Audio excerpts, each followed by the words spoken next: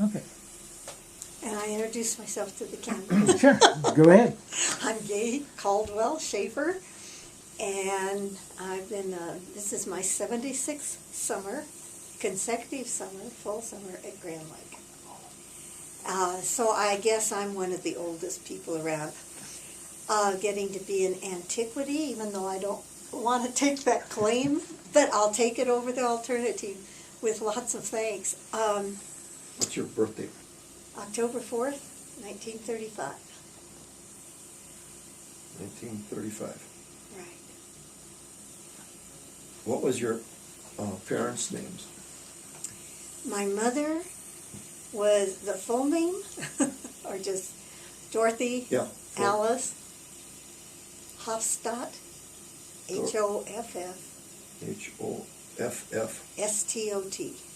Stot.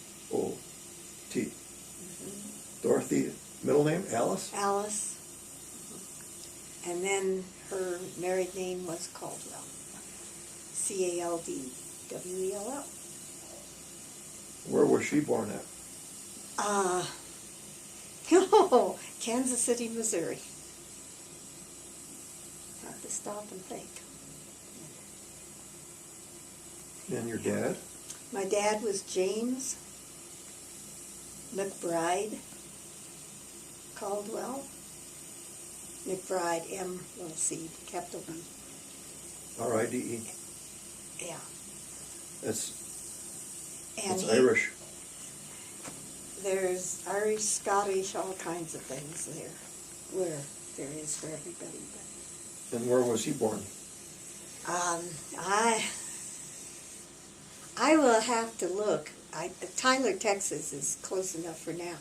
But now that I hadn't thought about that. He might have been born in a smaller town near there, but I'd have to check. He grew up in Tyler. Okay. Through what your mom or your dad did the property come from? Through? My mother's side, the Hoffstot family. Mother's side.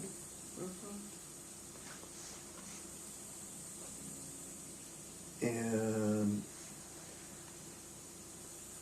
what were your grandparents on that side, their names?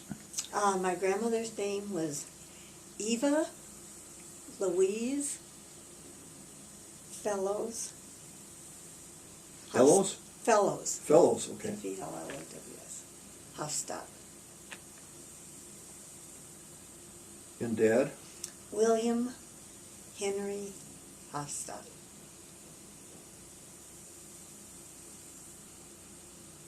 That's his picture above the... Yeah, out of the hearth.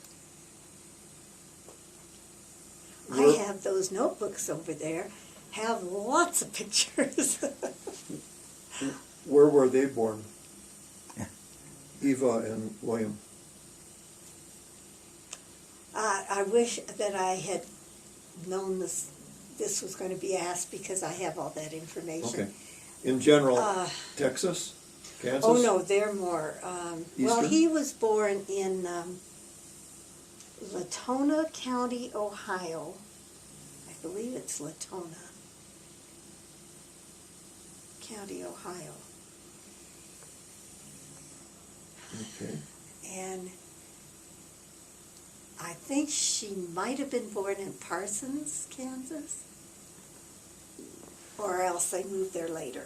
But I have all that information that I can give for you. Okay. That's why we do preliminary reports, Yeah. because you have your opportunity to stick in the details. Was William the person that purchased this property and Yes. developed it from scratch? Or Not did he? from scratch. He Is there- purchased it in 1913 from a Dr. Hiram, Hiram, Stillwell. Stillwell. Stillwell. Uh-huh. Was there a structure on this property at that time? Yes, the main, biggest part of this little cabin was here then. Main part built during Stillwell Stillwells or early? He even built it, the closest I can find anything substantial as far as proof is around 1907. But part of By the structure doctor? was here before then. By the doctor? He evidently had it built, and I'd love to know who built it, but I don't. Could have been P.H. Smith, could have been, Warren Gregg, could have been, because he built houses. yeah, and what's his name that built the yacht club? Oh boy. Aaron? No, but He designed it. I'll come up, yeah, I'll come up with that name. Okay. I know it as well as anything because he built our garage. Our garage, which damaged again by trees. Garage was built what time? What year? 1915. 1916. 15. 15. Oh, by Henry Schnoor. Yeah, that's right. Schnoor.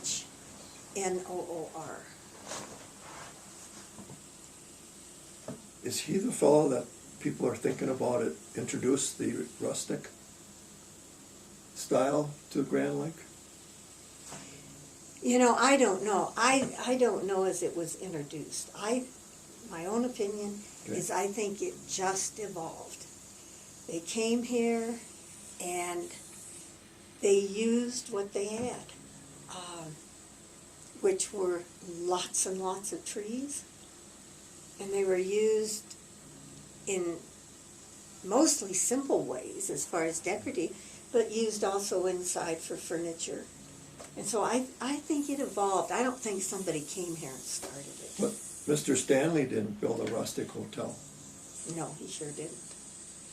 But he brought some of his more citified, impressions of what would be appropriate, I guess, Yeah. here. Enos Mills in Estes Park probably really is the one who, I think, if anybody started Yeah.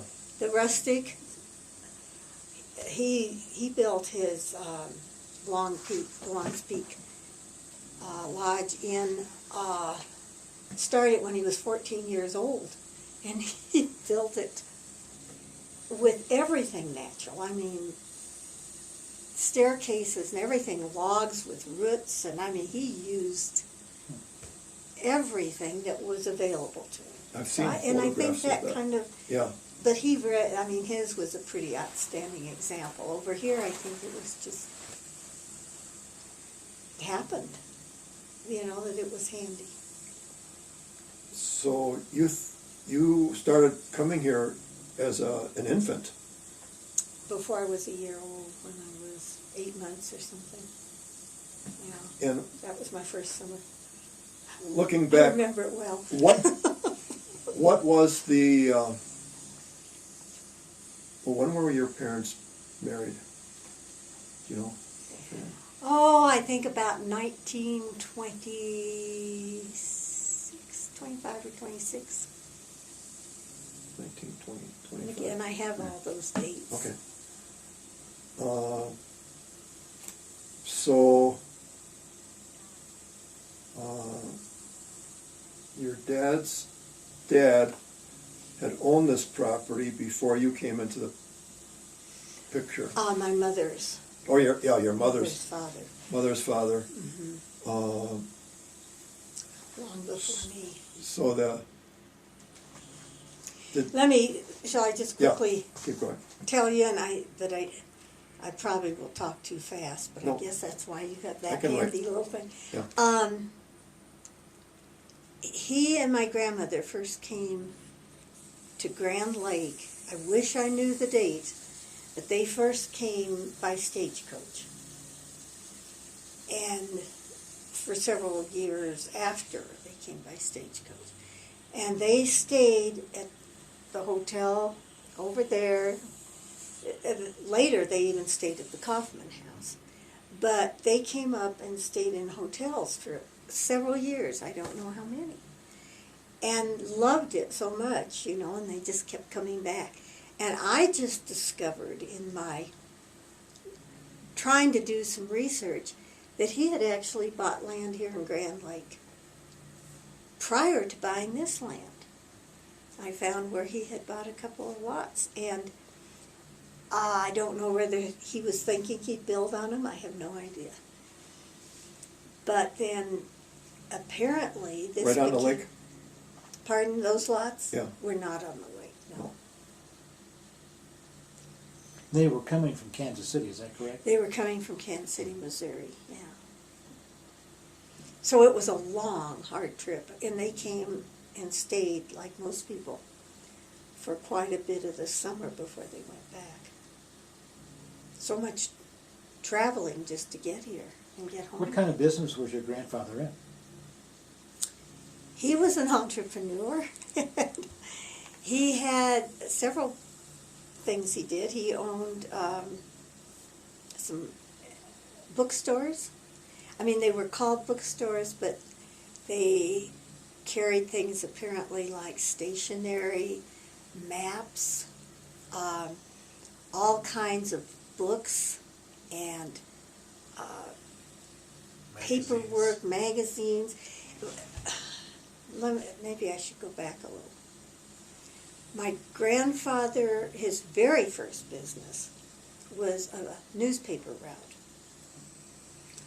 And that evolved out of necessity into a newsstand business, as I understand it, in hotels as a little boy. He went and set up a little newsstand, magazine stand in a hotel.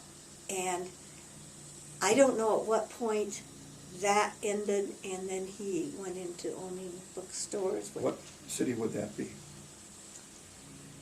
The hotel in Mexico, Missouri. I don't know about that. I when he don't. started out his first entrepreneurial efforts. I don't really know. The I don't newspaper have route. anything that tells me. Okay. I haven't found anything that tells me, but he did have different Mexico, Missouri, Parsons, Kansas. I mean the bookstores. Mexico, Missouri. And I've had a really difficult time finding history because a lot of my family, my mother and my grandfather kept history, but it got thrown out along the way by others. And so I don't have it there. So I've just had to really search to find things. But he started out that way. He was looking for business. I have letters he wrote to my grandmother that were written from Colorado Springs because he made a trip out, extensive trip, and looked over Colorado Springs because he thought that was going to be an excellent business area. And he looked at buying stores, and in these letters he talks about, the possibilities here and there of what would be a good business, and somebody would respond and the other person was dragging his feet, and And then he moved on up the Front Range through Denver, and his next big idea was Boulder. He thought Boulder was going to be a really good business community. His main worry was it might be too big to the metropolis of Denver. And he thought there might be a lot of competition, apparently, he said in this one letter, from all the businesses in Denver.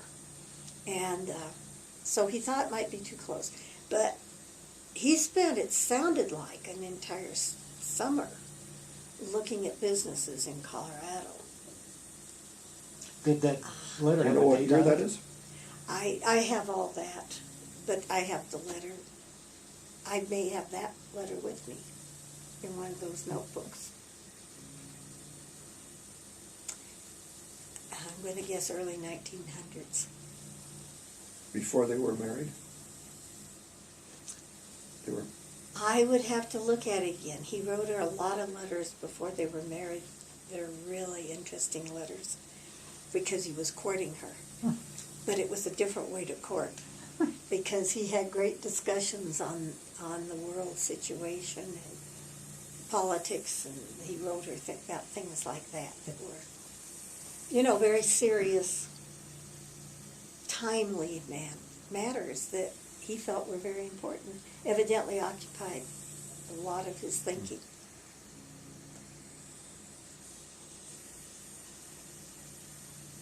Did we get William's wife's name? Eva Louise. Oh, yeah, Uh, grandmother. just a second. Moving west, young man, west. Definitely.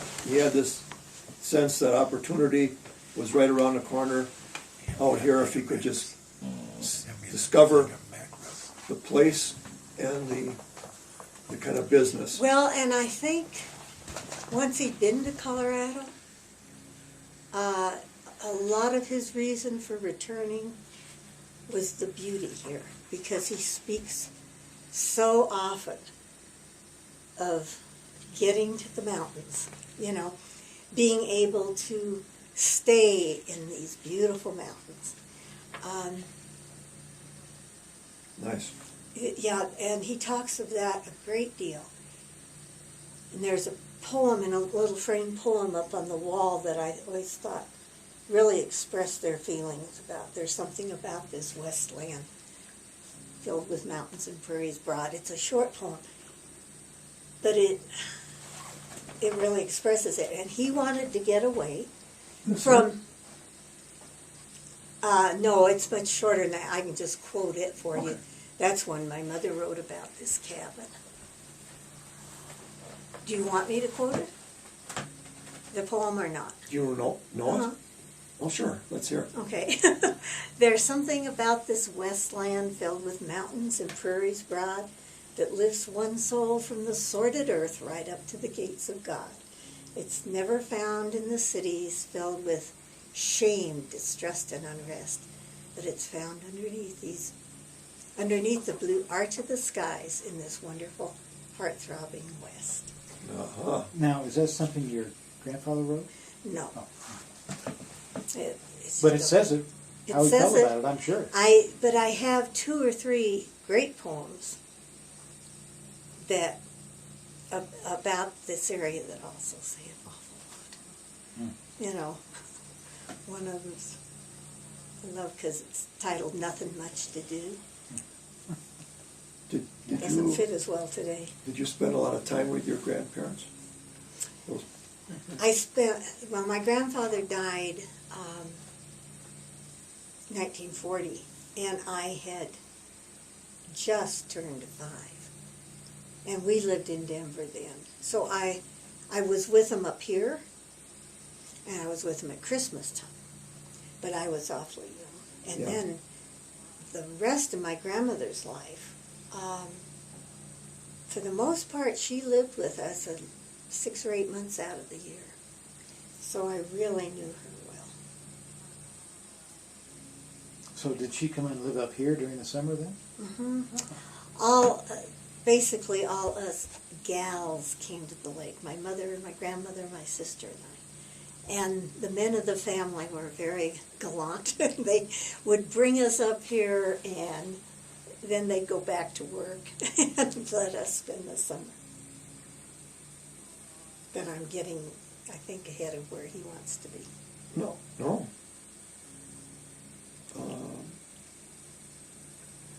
Did your let's see, your mother have the same interests as your grandfather? You know, And that love of the West and coming to the definitely. lake and Definitely. In fact, I think I can safely say among my grandfather's other interesting personality characteristics is he was very, very much probably, if I want to give him a title, hang a label on him, an environmentalist before his time, or back more when Enos Mills or... There are 2 other well-known, one in California. Anyway, he was very much into the land and taking care of it and nature, trees, birds, animals. And my mother very definitely was. And I am not so much, huh? I'm terribly much that way. How did they manifest that interest in nature? Did they feed the birds? Well, I have, Or- I have articles written by my grandfather on how to attract birds to your yard, what kind of a yard Really? landscape, and how to attract them. I He also clipped them out of a newspaper or something? no that he wrote. Oh, he wrote them? Yeah, Oh. and I also have some of the history of. He was very concerned that bluebirds were going to lose their habitat, and he thought that was a great concern. So he studied and built and designed bluebird houses. Wow. And that's a picture of him in his dining room in Kansas City, and he sent into the Audubon magazine this thing saying, if you want perfect bluebird house, and, you want to help save bluebirds, etc., you can send to me your request, and I will send you the plans for the perfect bluebird house. Because he thought we ought to be getting bluebird houses up everywhere. Because they were losing their habitat because the population was growing so much and it was crowding them out. So that's a picture of him in his dining room with some of the many requests he received. Wow. I don't know if you've seen that picture, Steve, have you? Can I take a picture of that? Oh, sure. I don't know how the glass will. Does your camera handle that? I probably have copies someplace too that aren't real good. Just like that. But he wanted, to do something about it. I just set it flat on the floor. And, I do have, except my copies didn't work very well either through the glass because I hated to take it out of it. Well, we did all the Commodore's pictures in the yacht club. Oh, did During you? Regatta Week. Yeah. Took them outside on the porch, and I had a camera, and we did it in the shade, but when there was full light around, with no Uh-huh. shadows, and took every one of them. Well, you could try that out on this front porch if you want to. It's partially shaded, Alan. What other ways did he manifest his love of the environment? Well, he passed along and taught us how it was extremely important. We did a lot of hiking, and you never went anywhere and left a sign that you had been there. If you went into the wilderness or into nature, you came out without leaving a track. That was the goal. If you, in those days, up above timberline on the tundra, you could go, but we had to step from rock to rock and try to pick rocks without any lichen on them. Yeah, it was, you just take care of nature. Also, he said all these pine trees in this area are going to die off about the same time. Now, not because he knew anything about the pine beetle coming, but he said due to the Indian fires, many of these trees had grown up, at about the same time. They were about the same age. So he said their lifespan's going to, come to an end over a period of just a number of years. So every year we were to plant new trees, and we were to plant a variety of trees. He said it's important to have spruce and firs and not just the lodgepole pines, but a variety. So that's one reason it killed me so much. I've now lost 24 trees from that storm. Oh, no, from those two storms? Yep. You lost 24 trees? 24 of these And beautiful they were all pine green trees. weren't Oh, they? green, healthy. All alive. I like green trees, Yeah. I'd spent fortunes, getting them sprayed and using the packets on them to protect them, and 24 of them gone. The biggest trees of all. And it broke my heart because, Sure. I've taken care of them. Drug hoses over the hills to water them all my life. Well, They they were were ones that healthy. he planted. that Some done. were ones that he had planted. Some were ones he and my mother and I had planted. It was a family project. Hmm. So I hated losing him. And we looked like a jungle. I don't I suppose, saw it. did you see it? Yeah. It looked like a jungle. A forest, like a South American jungle, but it was made up of pine trees of various kinds. The power company had to come in with power saws and they couldn't find our down wires in there. They had to just start cutting through trees to work their way in. Do you remember the size of this lot? That's a whole nother story, isn't it? Is it an unusual shape? It has a very unusual history, just as the house does. Oh, And okay. it might be easier for you if well, another interesting insight, I guess, into my grandfather. Okay. When he did buy this was part of the James Cairns edition. And the land down on the flat was part of the town. It was part of, Of the town of Grand Lake. and this was part of, This your- was James Cairns' edition James that Cairns. he developed. Okay,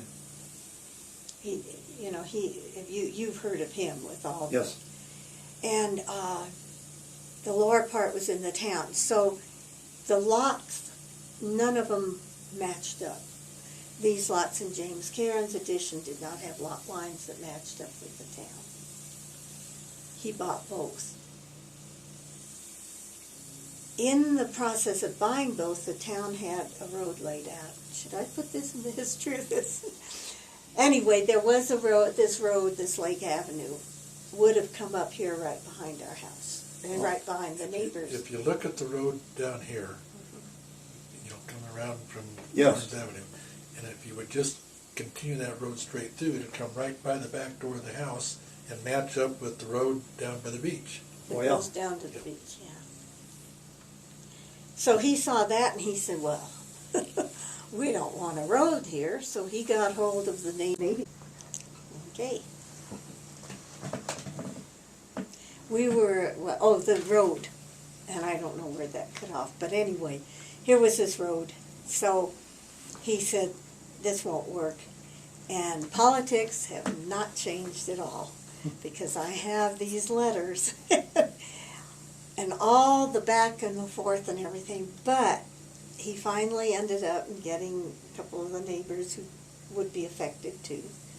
Got them all to agree that the best thing would be to Bend the road north. not only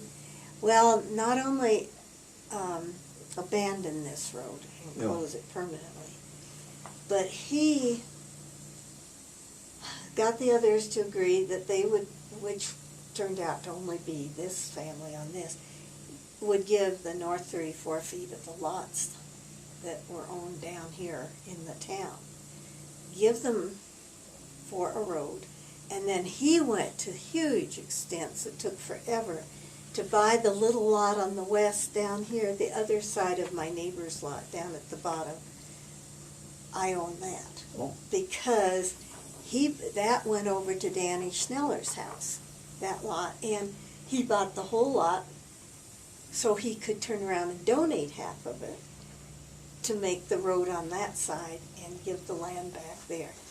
So it was a complete deal. I mean, it not only was closed, but he gave them land, a lot more land, as it turned out, than they anticipated, or than was needed if it had just gone straight through. So what I'm getting at is that our lots didn't hook up. the road went through, the road was closed, and that final thing did not, believe it or not, had repercussions clear until year before last. But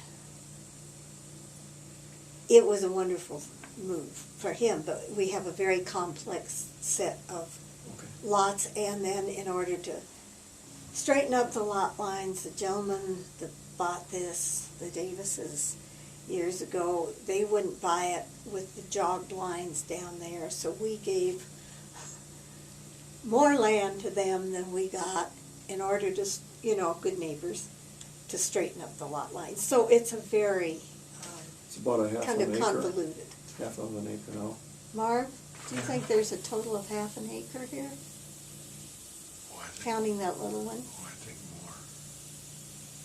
Okay. Yeah, this piece of property on the lake is 50 feet wide. It's a little different on the back, but I don't know the exact length, but it's got to be about 300 feet long. I can check that at the city. Well, I've got it all written down again. Okay. And then I have the little lot diagrams over and there is, everything. So. I can't remember, 32 by 80 or something like that. I don't remember. Yeah. Okay. I don't know. It's, What other ways did your grandfather manifest his interest in nature? Did he know the names of all the trees and maybe the Latin names? Did he get into No, that? I don't the believe botany of that, or the animals? No, he the didn't. biology? Well, I shouldn't say he didn't. How do I know? Yeah. But again, going back to his newspaper route, the reason I'm thinking he didn't know the Latin, but I don't know, he had to quit school to help support his mother and two sisters. Okay. And so when he started those newspaper stands, they're out in the stand, he did that to help support them. And he was just a little boy. So he never got to finish school. So another, I think, interesting insight to him is that he thought education was so important. He put such an emphasis on education, and because he never felt he got to complete his education. And that was another reason he was always reading and, trying to educate himself. He had an extensive library, I think. Well, in Kansas City, I remember he had a room that had lots of books in it, and lots of Indian arrowheads. Oh, really? Oh, yes. Lots of geological specimens. From around here? That's just Yeah, like got the to the best part of his career yet. No. Yeah, no, you just What's kind it? of Indian started. artifacts and wildlife specimens? No, geological. Geologic.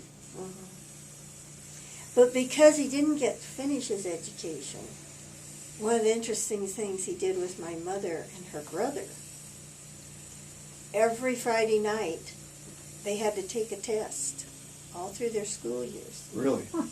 And they had to pick 25 words, Mom said. It could be any 25, and they picked them. And they gave him the list of words, and by the end of the week, on Friday, he tested them. And they had to know how to pronounce them,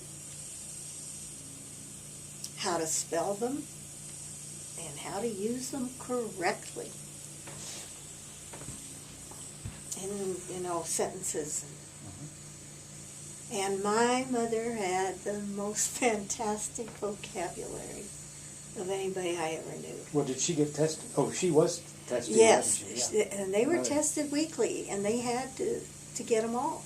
It wasn't, you get, 20 of the 25, you get all 25 of them. So your mother had the most extensive vocabulary? Of anybody I've ever known. And it was a joke with she and my dad and all their friends. People would challenge her all the time. We'll find a word Dorothy can't, or Dot can't answer, that doesn't know anything about. And that was just an ongoing thing in our life, was people trying to find words that she didn't know. And, That's great. yeah. So he really cherished education.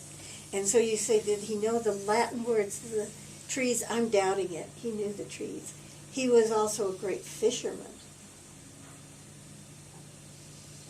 Now that's another interesting thing to me, because to me, that's why I don't fish anymore. I did for years. I could dry fly fish. I could catch fish in the stream. I could catch them in the lake. But to me, part of caring about nature is not destroying.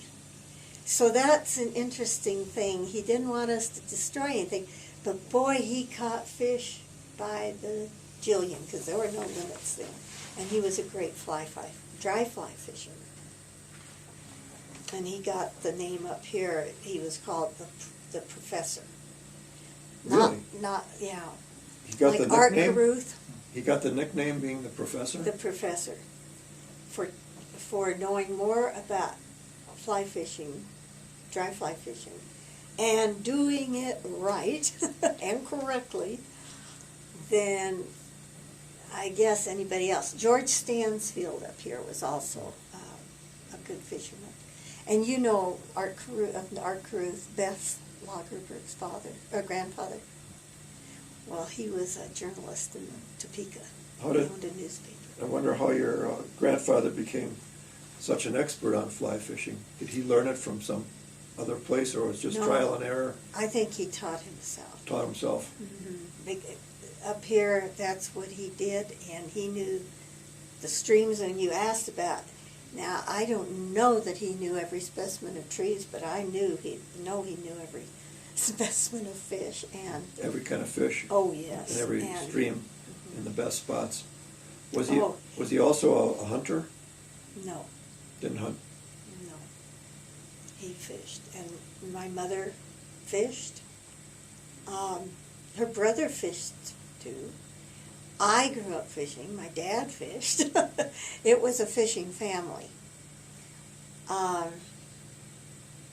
Except that, I think you should tell your story about how you saved the fish. oh yeah. Well, you may want, do you want me to, I keep diverting. That works fine. Well, with the fishing, I learned to fish different ways, but dry fly, and I could get out on a stream, and you learn just how, the back cast, and just how to drop the fly so it floats down the bank, and around the right little eddy in the log and under that bank. And I'd go out in the boat fishing, and we had lots of company always growing up here, tons of company. And so we'd take people fishing. And out in the boat, I would catch fish. I enjoyed catching them, but I didn't like killing them. I hated killing them. And so we had those minnow buckets, the one that I lost in the parade, for the Historical Society. But we had minnow buckets. I'd take those along. And the fish I'd catch, I'd put in those, if they seemed okay. In the minnow bucket? In the water. They would dragging along. Well, these were old metal, pretty good sized. Wasn't that one, but I've got a couple of them in the den in here. I'd stick them in there, and that'd keep them alive till we got home. Then I'd come up, and at that time, we didn't have all this water that was our water was just pure Grand Lake, right out of the river water. So I'd fill the bathtub with water. And I'd bring the fish up, and I'd put them in the bathtub. And if they were still alive by the end of the day, I'd take them back and put them in the lake. And if they weren't, Mom would have extra fish to fry. I love that story. I think it's great. I hated killing. I liked the catching. And I don't know why we didn't have barbless hooks. I Nobody never thought of it. heard of a barbless. No, they didn't think of it. People didn't do catch and release then. Yeah. And We're I know. catching them to eat. Yes. Yeah. What did your father think about this practice of saving them? My grandfather, No, your father. my dad, he thought it was pretty silly, but My mother said it was fine, so my dad, he wasn't here most of the time, but, Oh. you know, he'd laugh about it, say, well, that's silly, but whatever, Yeah. you know. But Okay. my mother was quite a fisherman, too. She could outfish most men on the stream. And she was probably very much of an outdoors. Well, one of her She could obituaries. outfish most men? Oh, yeah. Dry fly fish? Yeah. Wow. They couldn't put a line out as far as she could. She was good. But, She learned from a good yeah. the expert. She learned from an expert. And the fishing, the whole fishing thing was a big part with all the company we had, and part of the entertainment was to take them fishing. Take You'll them out have in to the show boat. him the skillet. Yeah. And then I've Fish got fry lots skillet. of pictures of lots of fish. And as I say, there weren't any limits then, so they could catch endlessly. And they did. That's why we don't have any left today. So there was the lake fishing and the stream fishing. Were they the same fish? Caught in They both were the places? same fish, and for my family, they liked to always use dry flies. My mother's brother used wet fly. He was the only one. I mean, the others could, but they didn't think it was as, quote, sporting as a dry fly. Or they could use bait. And as the years went on, and there were they had to do some fishing in the boat when they couldn't do the streams. Stream fishing is hard work. It is really. Have you ever done it? Yes, very, very minimally with my spinning rod. So it was a recognized phenomenon that dry fly fishing in the stream was more sporting than wet flies. Well, at least in my family. Okay. Because it was easier to catch a fish with a wet fly? Uh-huh. That's interesting. Mm-hmm. Their feelings were that the dry fly, you know, if you do not respond right at the right instant with that dry fly, you'd miss that fish.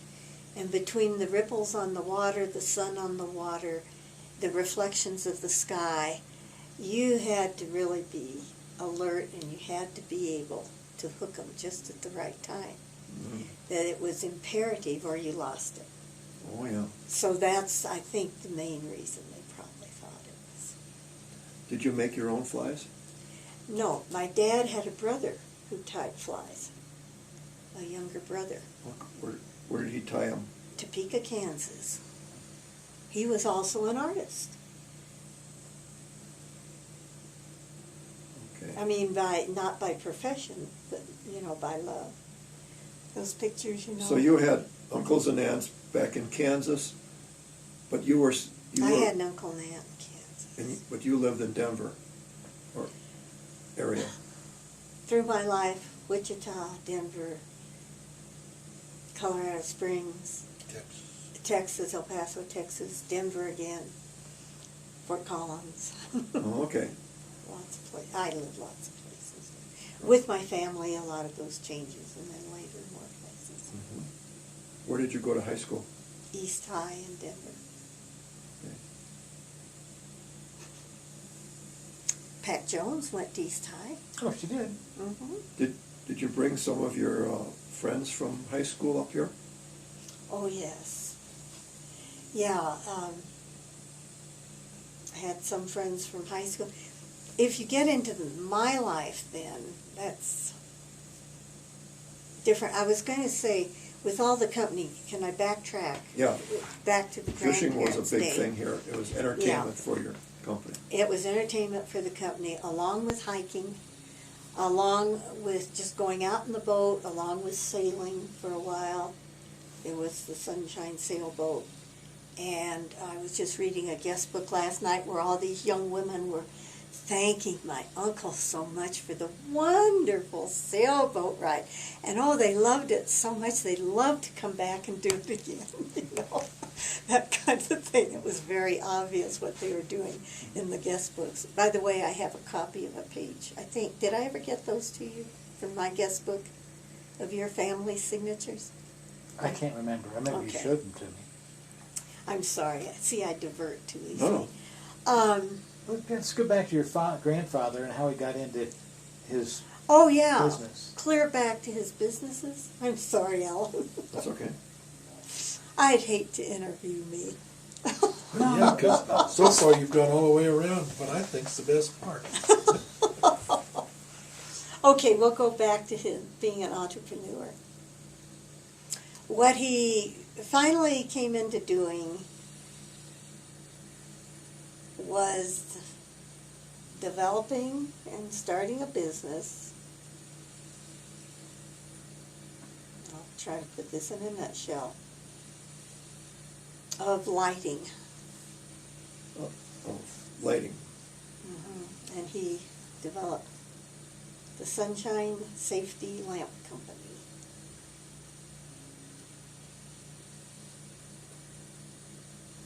And that's why the cabin's called the Sunshine Cottage. And the boat was the Sunshine and everything was Sunshine. And this developed over years. And that was in Kansas City, Missouri. It started out United Factories. Where? United Factories, and then became the Sunshine Safety Lamp. Oh, he started as a United Factory, It was called United Factories, I believe. the United Factory lamp? The lamp wasn't in that. That was Oh. just called United Factories. And I can't tell you, like, I haven't told Steve. I hope you're available a week from tonight. Sure. Why not? A man's coming, a professor's coming Oh, yeah, from the- Chicago. Expert on Yeah, anyway, tell about the that. lamps. So the Sunshine Safety Lamp Company Give a presentation. was lighting. It was a light that he developed in Kansas City, shipped from there.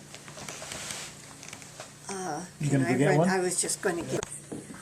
But keep in mind what this looks like as opposed to today's Coleman's lanterns. Just kind of keep that in your mind. And right in here, you can see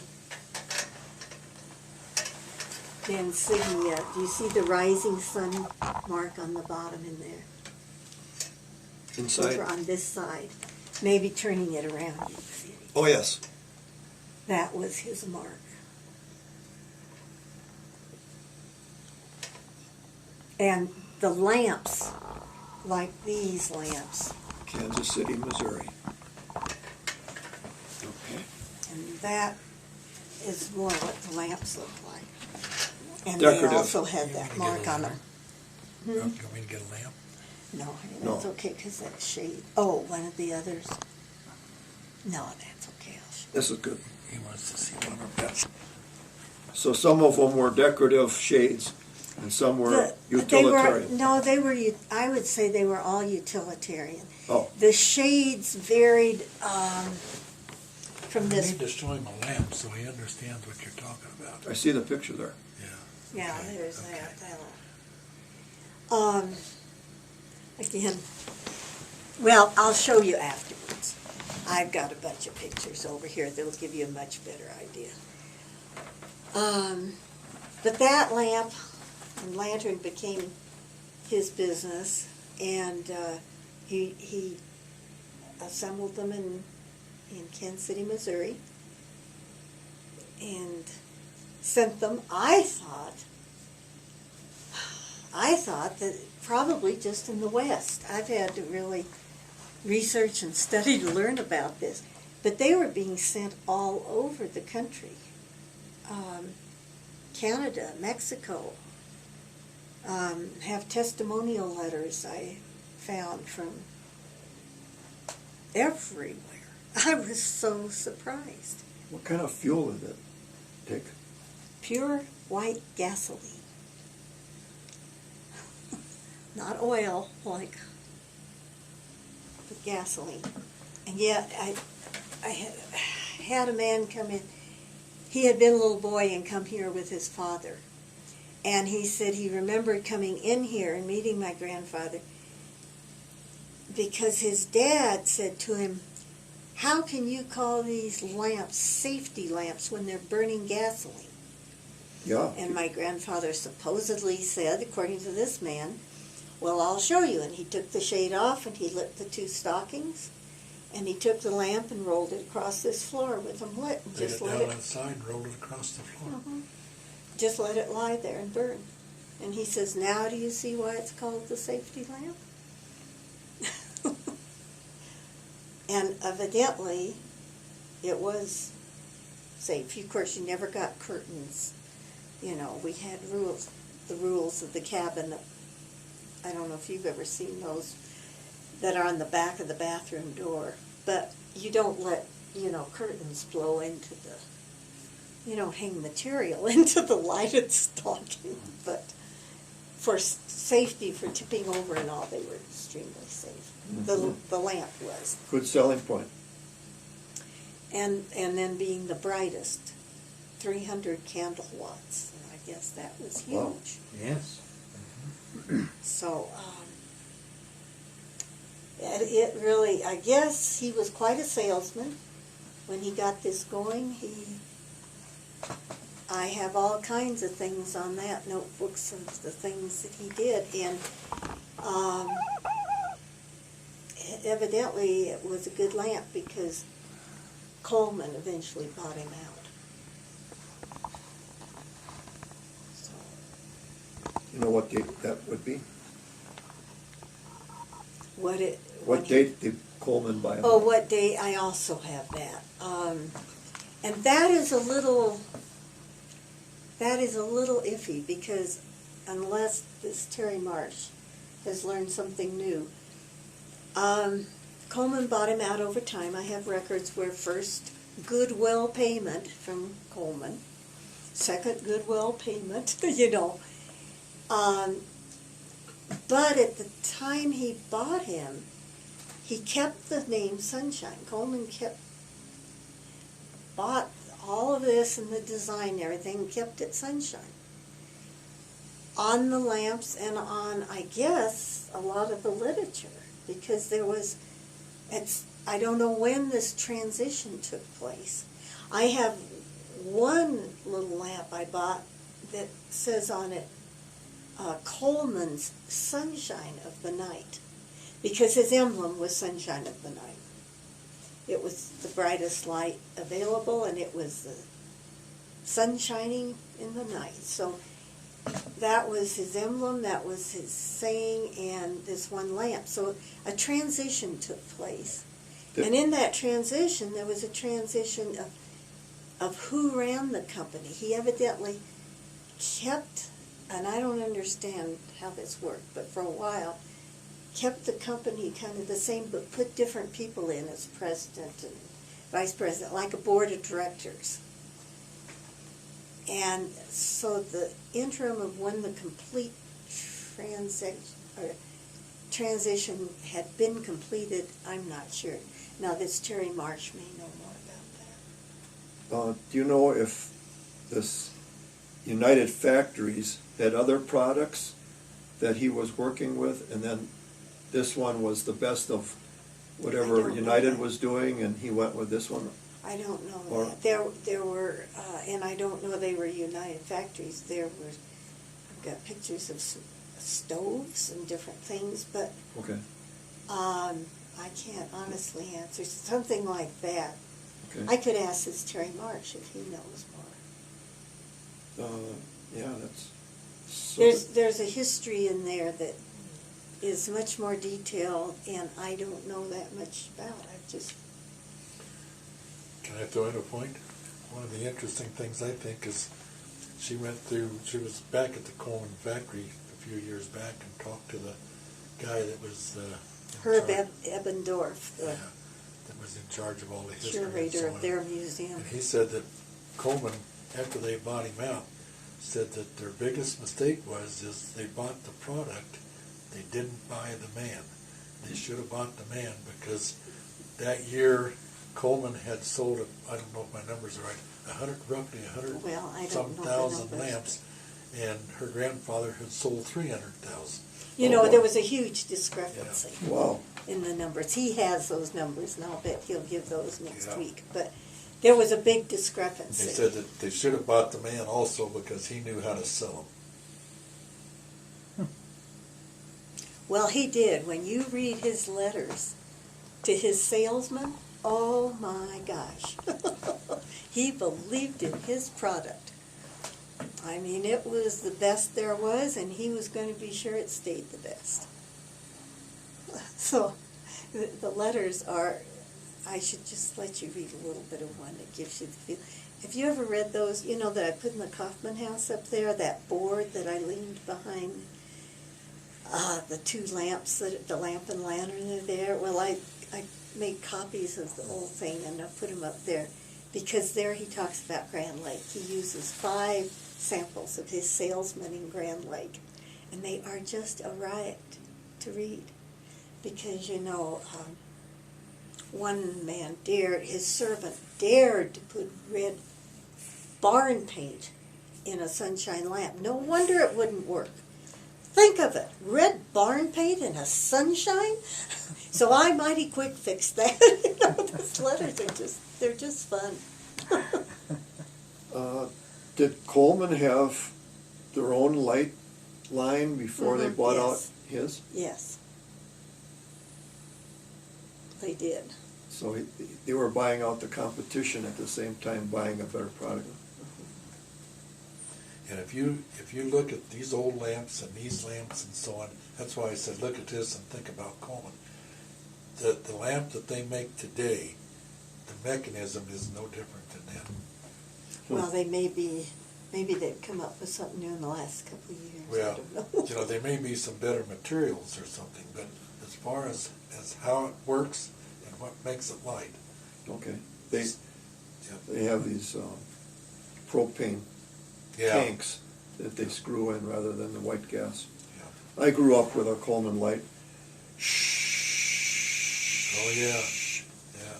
And all the Oh. bugs Oh yeah. hitting it and then falling on the table at night and trying to play cards with all of these Little half-dead bugs bugs scooting around. wiggling around all over everything. And then Yeah. See, he's got the sound effects. does. Perfect. He's got Yeah. it down perfectly. and then my mom would say, Don't wiggle that thing, the sock'll break. Don't you touch that sock. Yeah. Oh, dear. Don't get any grease on that Uh-huh. sock. It won't. Oh, Those are news. Okay. there wasn't any noise with the sunshine. So you grew up in a house without electricity? At the cottage. No. What did he do after he sold the company and no longer worked there? Retired. Well, I don't know what you call it. I found records where he just made loans to people. Tons and tons of loans to people. He had so much money he could. I don't know, big loans, little loans. I mean, none of them were huge, but again, money in that day and this day are so different. But he made loans, like just page after page, Like a year bank. after year. A banker, in-house banker. Just made tons of loans. Boy, something else popped into my mind a minute ago. I'll have to see if I can remember it. You might be interested in it. So you were born, and he lived for 5 years, and you kept coming up to the lake. Do you remember the cabin, or the cottage? You call this a cottage, right? The Sunshine Cottage. It's not a cabin? It's a cabin. It's cottage, but it's cabin. They're interchangeable Okay. to us. Okay, cottage and cabin. I know the Eslick's cabin, cottage, cottage court, cottage motor court, Oh, cottage yes. camp. Yeah. But when you were a kid and your parents were getting ready to come up here, what did they call it? Are we going up to the cottage? Or up to the cabin? Or up to the lake. It depended, Or up the lake. yeah, or up the lake. All three. It Okay. depended, I think, on who was talking when. Did they? Somebody's at We your have door. company? Are you a sweetheart? Yes, you are, aren't you? I've heard Erwin Spitzmiller told me that my grandfather was known as the tightest man around. Oh. And his word was tight, not frugal. He said he'd go in to get a haircut, and the barber would want to give him a shave, or vice versa, I'm not sure which, and he'd turn it down because he didn't want to pay the money for the other thing. He could do that at home. So it must have been a shave that he could do at home. So he said he would never buy a shave. Now, I didn't know that kind of thing about him, but I knew he was frugal here at home. I mean, I know we were all brought up that way. You know, you didn't waste not, want not. That wonderful saying. And You grew up with that? oh yes, That's probably why he had money in the 30s, where everybody else is struggling because of the Depression, and he had money to lend. and it was very definitely a part of our upbringing. And then because my parents lived through the Depression, and they used to say, well, the only reason we survived was Jim had his good job and we had some money put away, and that's the reason we survived. Neat. So, So he became a fairly wealthy fellow in his social. what, you know, what's interesting to me is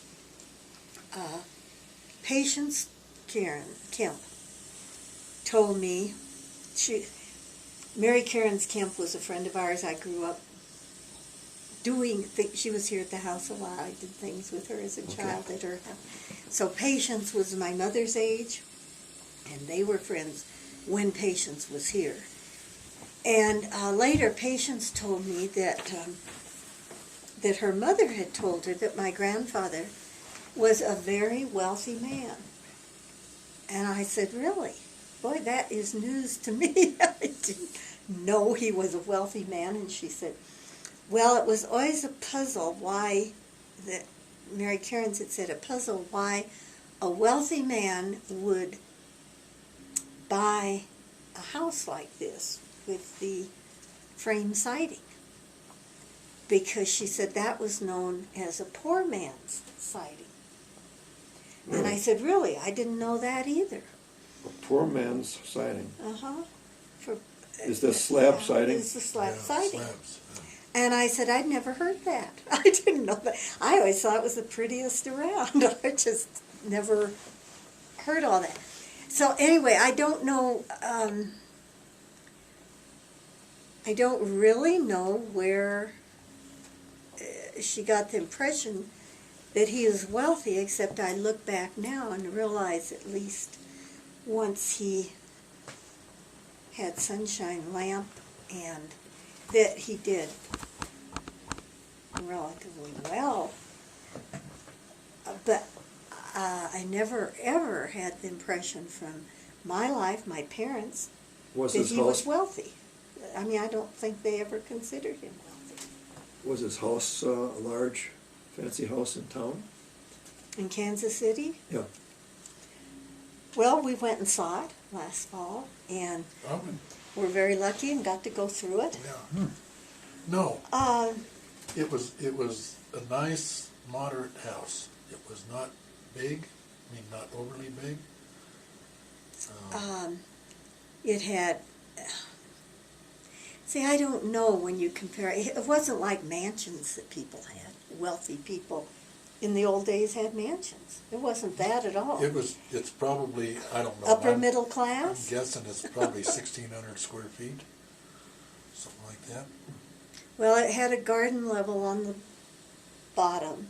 The interesting thing about it was it had a garage, and the people that live there now, she told us that probably the reason that that neighborhood had been fairly well maintained in Kansas City was there was a developer who developed it. He had put garages with the houses, and cars were brand new. So it was like, wow. This was in the 20s, and cars were just starting to, where a lot of people were starting to get cars.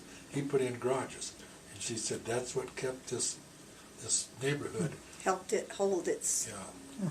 How would he get from Kansas City to the lake? Well, in the beginning, when they first came by stagecoach, they rode the train to Denver. And this is what pretty much everybody did, I think. Then they rode the train either to Georgetown or Empire. They always spoke of Empire, but I have read things saying people went to Georgetown. But they went to either place. Okay. So they always went to Empire on the train. I mean, they'd spend the night. It was a 2-day trip to Denver, and then they'd spend the night. 3 days to Denver? 2, I think. Oh, I think 2 days. they'd be in Denver. And But they'd get normally it would take 1 day to get to Denver. well, But it depends on when the train left Kansas City. right. And they usually I thought they spent the night on the train, and so I don't know, 1 or 2 days to Denver. Then it was another day, basically, to Empire. By the time you got a train, you got to Empire. You'd be there, and a good part of the day'd be gone, and then you'd be met by, I remember saying, a stagecoach or a buckboard. You never knew for sure what was going to pick you up. You always hoped for the stagecoach. And then you went over Berthoud, and sometimes, I guess again, depending on the timing, you must have stayed at that old hotel at the bottom of Berthoud or Cousin's Ranch, and then on up to Grand The old Lake. stagecoach stopped there at the bottom of Berthoud. Mm-hmm. And then on up to Grand Lake. So it was a 3 or 4 day trip. They may have stayed at a hotel before they went up to the pass. In And Empire? I think it all depended. I never heard him really say they spent the night, but this is Yeah. a child's Right. memories. I mean, my grandmother lived. I was old enough. I should have paid more attention. Well, see, the Moffett Road over Corona Pass, I believe, was finished in 1908. They came So- over that way sometimes Yeah. too, later. Later. But the earlier days, you could go to Georgetown and you could go to Empire, and they stopped. That was it. Yeah. So, and I've heard stories of going either place. Yeah, and then coming on up. But then later they did come up over the top, over Rollins Pass, through the snow sheds up there, which that impressed my mother, through the snow sheds. They got stopped in one time. She thought she was going to die of the smoke from the train. She said, I was really scared. And I they were really stuck. thought. They were stuck in the snow. Well, not in the snow, but I don't believe. But for some reason, the train got stopped, and their cars were in those long snow sheds. And then the coal The smoke just billowing. filled up. Yeah. Oh, The old pictures showing that shed, it was just black inside. Yeah. Horrible, really. That's my father came up most of his came life that way. as a youth. so it's a 4-day deal to get here. Then they'd stay a couple of months for the summer, and then head back to Kansas City. And again, I can't be sure.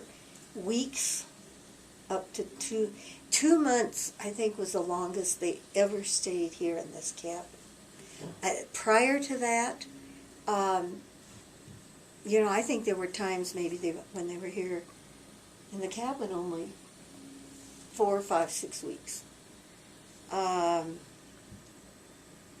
And so the very earliest days, I'm not sure. From going by the guest books, my grandmother wrote when they arrived. In fact, she addresses that, even after they got cars, how long the trips were, because those early cars were not good traveling. And she talks about all the places they stopped and Trying to get through all the spent the routes on night, Road and to Pass. lots of tales I Roads are remember about how hard it was to You get over.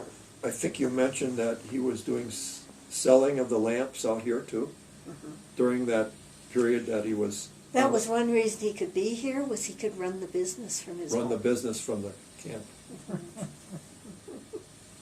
Without a computer. I don't know How how they about did it. that? Or a telephone. We didn't have telephones for years. Was there a telegraph in town here? How did he tell his workers what to do and things? By letter. Letters. The post office was a big thing. I heard him talk about my mother a lot too. I wonder when the Going to the telephone did post come to office. here, because we had the old crank Do you telephone. know, Marv? We had the old crank telephone on Party Line over there when I was a child.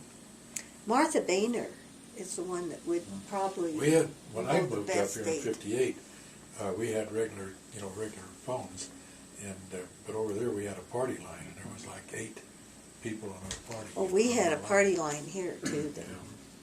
once we got a phone, but I don't know. Let's see if I can find that out. Name Okay. 765. Was your grandfather a sailor too?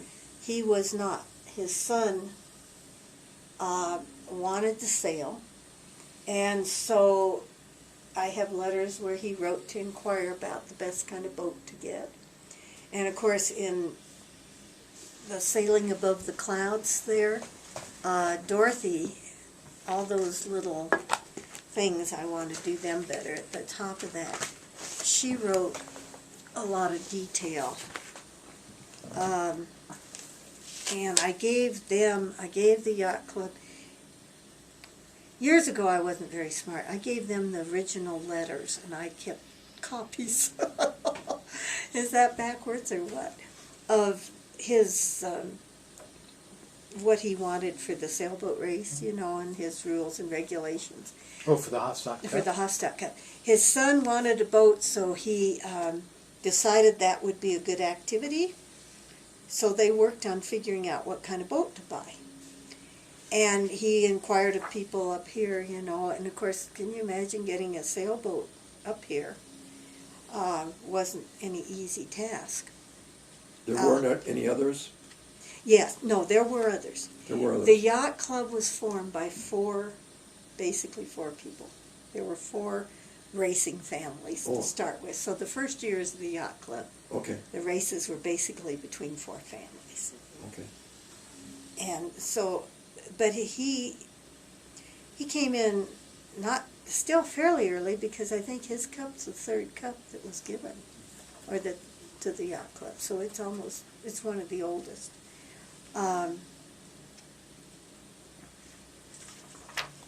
And they bought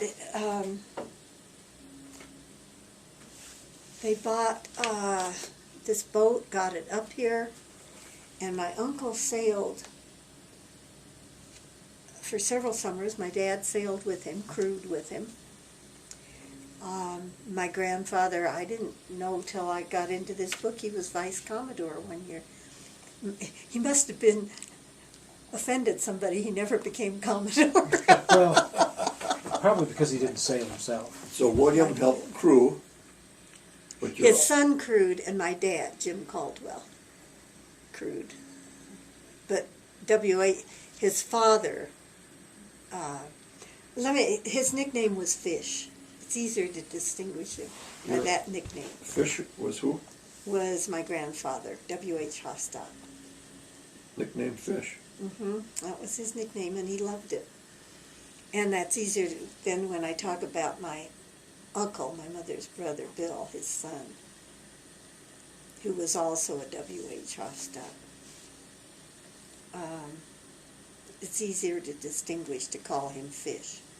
See, he was Vice Commodore in 1925, and I didn't know that. But I knew that Commodore's hat we have in there came from somewhere. It must have been his. So you learn things all the time. From 1945? 25. 25. 25. Don't you become Commodore the next year? He didn't. I Because don't have any idea why, but he didn't. Well, you said he wasn't know a sailor. No, he did not sail. His son His sailed. son sailed, so maybe that determined who gets to be president if you're not even sailing. Well, there's a I'm normal, you start out at this level, then you're vice Yeah. commodore, You commodore. work up. But I think probably to become the commodore, you have to be a sailor. I've never seen one that wasn't, but I have a limited experience there. Yeah. I can't think of anybody that I've known that didn't sail that became Commodore. And then, And of course, the yacht club wasn't very big back in 1925. no, it No, wasn't sure at wasn't. all. So you kind of had to spread They were things around. desperate. They needed to exactly. get everybody involved. But then my uncle was, I see where he was rear commodore and vice commodore later. But he was never commodore. But by then he probably moved away. Anyway, sailing was a part of their life, so we had a lot of interest. I just grew up with an interest in the races and, you know, following them each time. And my grandfather definitely wanted his cup to go to one of his primary interests. He saw here naturally that the older people that were sailing in the yacht club, they would come up with new boats periodically. You know, the nicest changes that made for the best racing. Mm-hmm. And so they were bringing up new boats. And he felt that the kids that were here all summer, and a lot of those, of course, just came up during regatta week, for the most part. They might come a weekend here and there otherwise, but he thought the kids that were here sailing all summer long don't have a chance, you know, against these newer boats. And so when the big races came during regatta week, they were losing. And he thought the kids ought to have a chance. So originally his idea, or the ones that were here all the time, originally his idea was he would have races throughout the summer, throughout a long period of time that covered more than just regatta week. So that the ones who were here sailing all the time but never got to win a cup would have a chance to win a cup. So those races were So spaced out. outsiders would come just for the race, No, not and they'd have the outsiders. faster boats. And No, these were yacht club people. They weren't outsiders, but you know, the older. They just didn't Members. spend as much time in Grand Lake. They came Yeah. weekends more. They came weekends and for regatta week, and they. oh, so there's a difference in the lake property owners, those that were here all summer and those that were just weekends Well, for this. Okay, can I Yes. probably explain it, Yeah. okay. I do. The wealthy people, that, and the men particularly, would come up and they just would sail regatta week. And those were the majority of the races and things like that in the cups. But some people came up and stayed all summer, but they weren't necessarily the ones that had the money to buy the new technology for the new masts, the lighter boats, and that thing, you see. So that when it came to racing, they're racing the old technology boats. And they aren't as fast. They don't have the same... The latest. And the whatever. latest stuff, like changes in sails and things like that. So they were winning cups. And so what I see is your grandfather doing is saying, I'm going to make a cup here that's available so that X number of races during the summer, so that when regatta week come, They have you a can't chance just to do win. it. They have a chance Yeah, to they win. have a chance to Because win a cup. they will have sailed all summer long in these races. Yeah. at A different lot times. of people would buy property around the lake. Dad would be in wherever they came from all week, run up here on the weekend. Mom and the kids might be here a lot more. But there was a lot of people that Dad ran back and forth and was only here on the weekends. So that, you know, they were just sailing a little bit on the weekends. For some of these other people, you know, these kids particularly, maybe got to, you know, be here more and sail more. So he was Are you- trying to give the ones who were here all summer an opportunity to win something. He certainly didn't want to insult anybody because new technology, new boats, better boats is a natural thing. Well, I still say it has to do something to do with money, with wealth. Because why couldn't the kids that were here all summer long buy the newer, faster boats too? They probably weren't living on the lake, and they probably weren't the wealthier people. They were more middle-class people that could afford to come up, but didn't maybe own property all around the lake, or... But you had to be, I think you always had to be on the lake to be a member of the No. yacht club. You didn't always have to be, okay. Well, Mac wasn't on the lake, That's true. so That's true. it was only when they He got. said he owned land on the lake, but Well, you have never, to have a building on never the lake. developed it. Well, you have to own a building on the lake. Yeah. But it's changed because the club got bigger, because it's such a small facility, and the kids were growing up and staying in, so there were so many people, there wasn't room. So they started limiting it so that you had to own a building on the lake for a while. Okay, Now okay. that's changed. Okay. But you see, like the Lipton Cup, all the races are during Regatta Week. The Hannah Cup, all the races are Just during that during one that week. week. So the majority of the cups were given in that 1 week. So So raced what? for it and won it in that 1 week. week time period. Yeah. So what he was doing was allowing people that stayed up all summer that, and I don't know, I can only guess about the new technology, but the wealthy people were the ones that would get put they were probably the first that went to aluminum mast. They also, like the gaff rig or whatever it's called there, they went to the full sail, and then With the they were jib. the first ones with the spinnakers, because that was a big expense. Yeah. You see, so people that didn't have spinnakers, they got left behind when there was Yeah. a tailwind.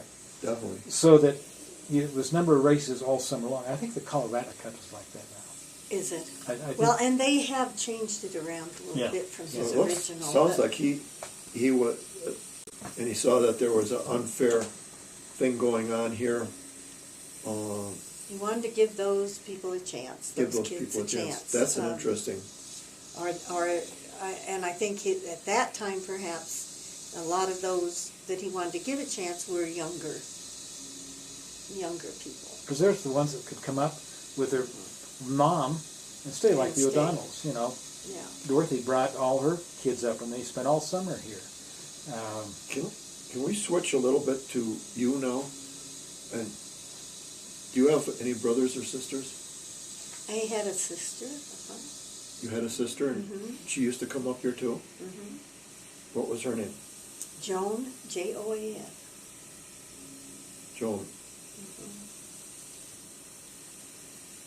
Joan Caldwell. Did you have the same bedroom?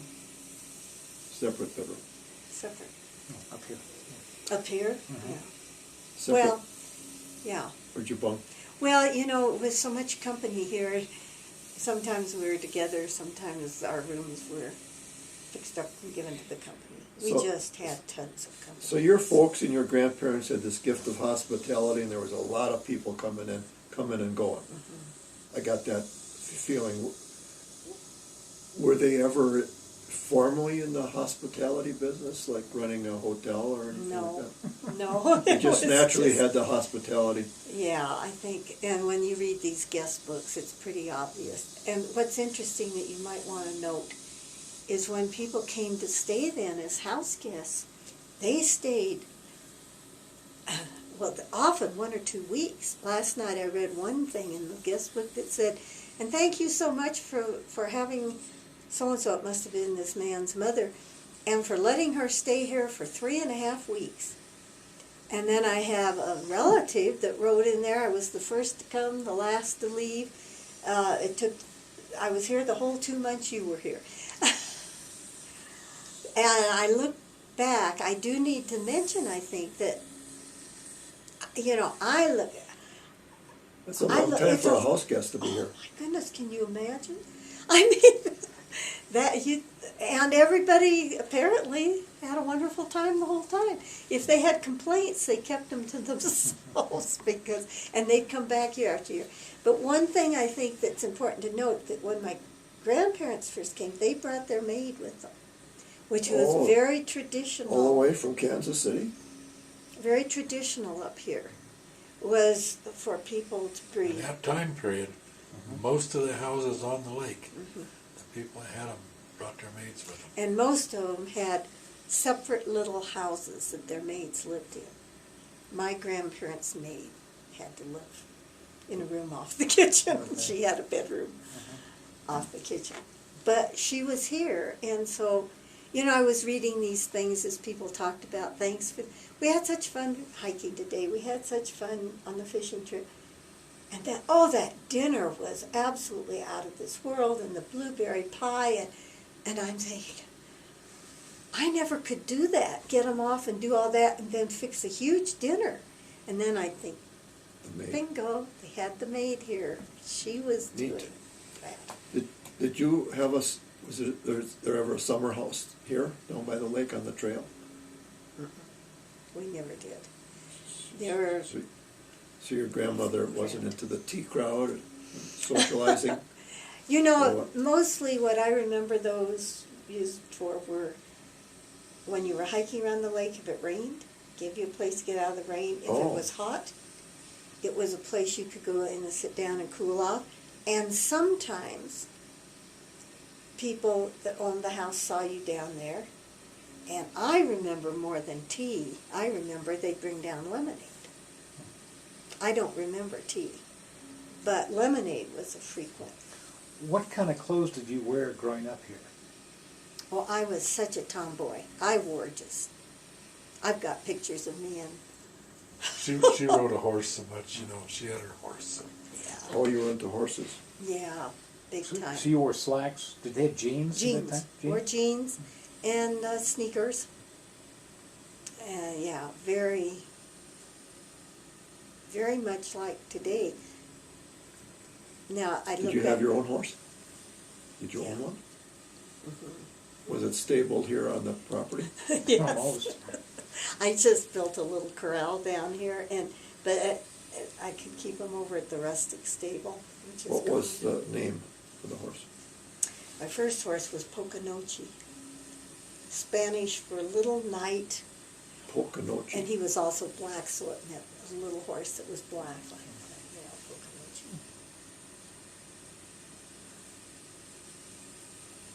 Poconoche.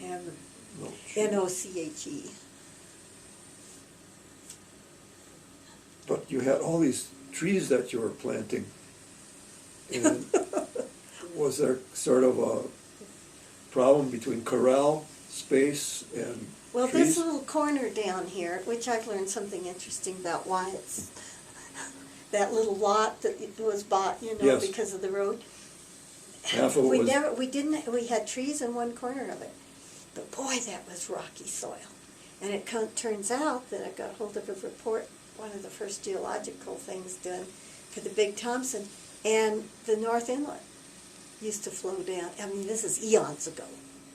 What would have been the North Inlet diverted, a river diverted and brought the glacial water down along here, and that's why, you know, it's just rock, rock, rock.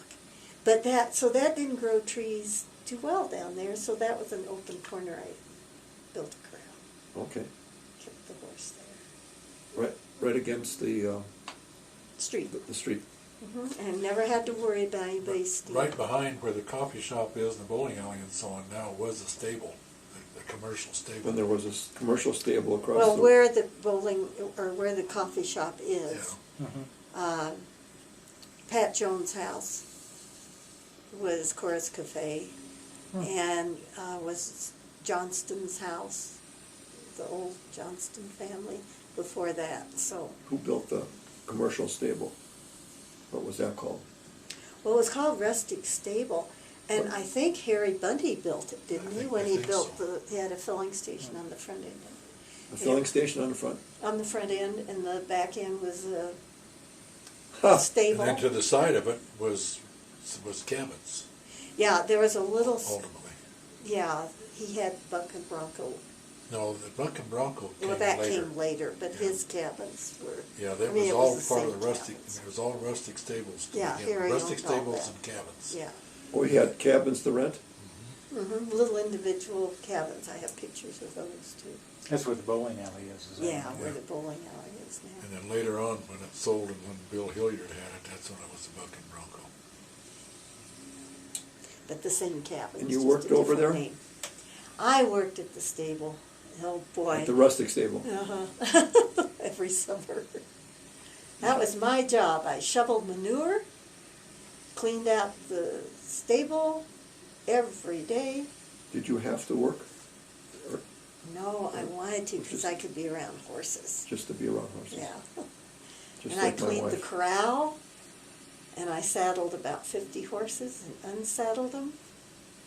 When the end Wow. of the day, Western saddles, I wasn't very big then. That's probably what's wrong with my neck. Did he have a good business? He did. During the years I worked there, Harry Bunny owned it, but Bill Howard ran the stable. And he was an old cavalryman. He had been in the cavalry, Really? and he ran the rustic stables. What was his name? Bill Howard. Bill Howard And Rocky Garber bought it. ran. But that was after I Stables. was through working, yeah. Rocky had it then.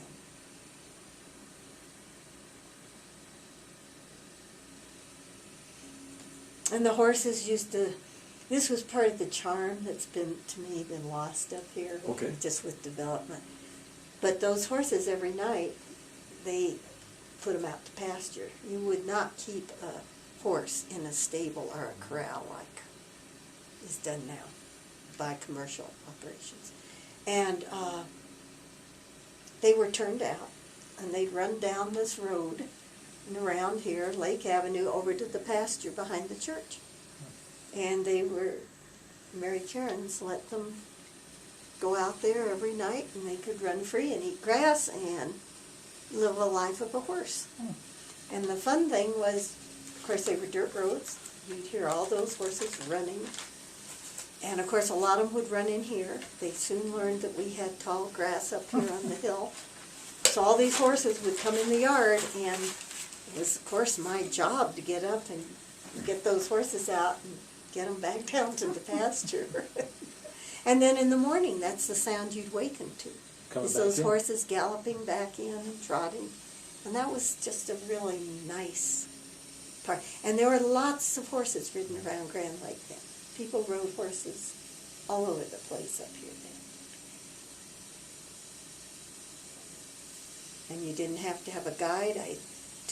I'd start people out on the trails, you know, the tourists. Out on the trails, and then you turned them loose, and they went, once they got to the trail, you could let them just go. I remember those days. Yeah. You In bet. my youth. Such fun, yeah. I usually rented at Sombrero Stables because it was the closest place where we docked the boat. Sombrero. Well, it used to be on Well- the east end of town. But that was another livery before Sombrero. Oh, well, that's That, where it was went. called the livery. Yep. There were two stables in And there. Harry Buddy owned it too. When did you get married? Did you know that? I didn't know that. When did you get married? Oh, out of the year I graduated from college. What year? Still needs to know the year. Oh, you don't know that? Let's see. That would have been 57.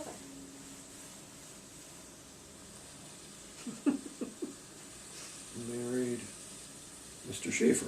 Mhm. What was his first name? Glenn, but Glenn. Glenn?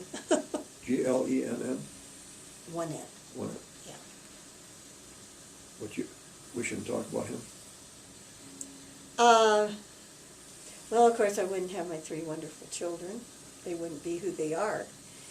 But otherwise, no. Okay.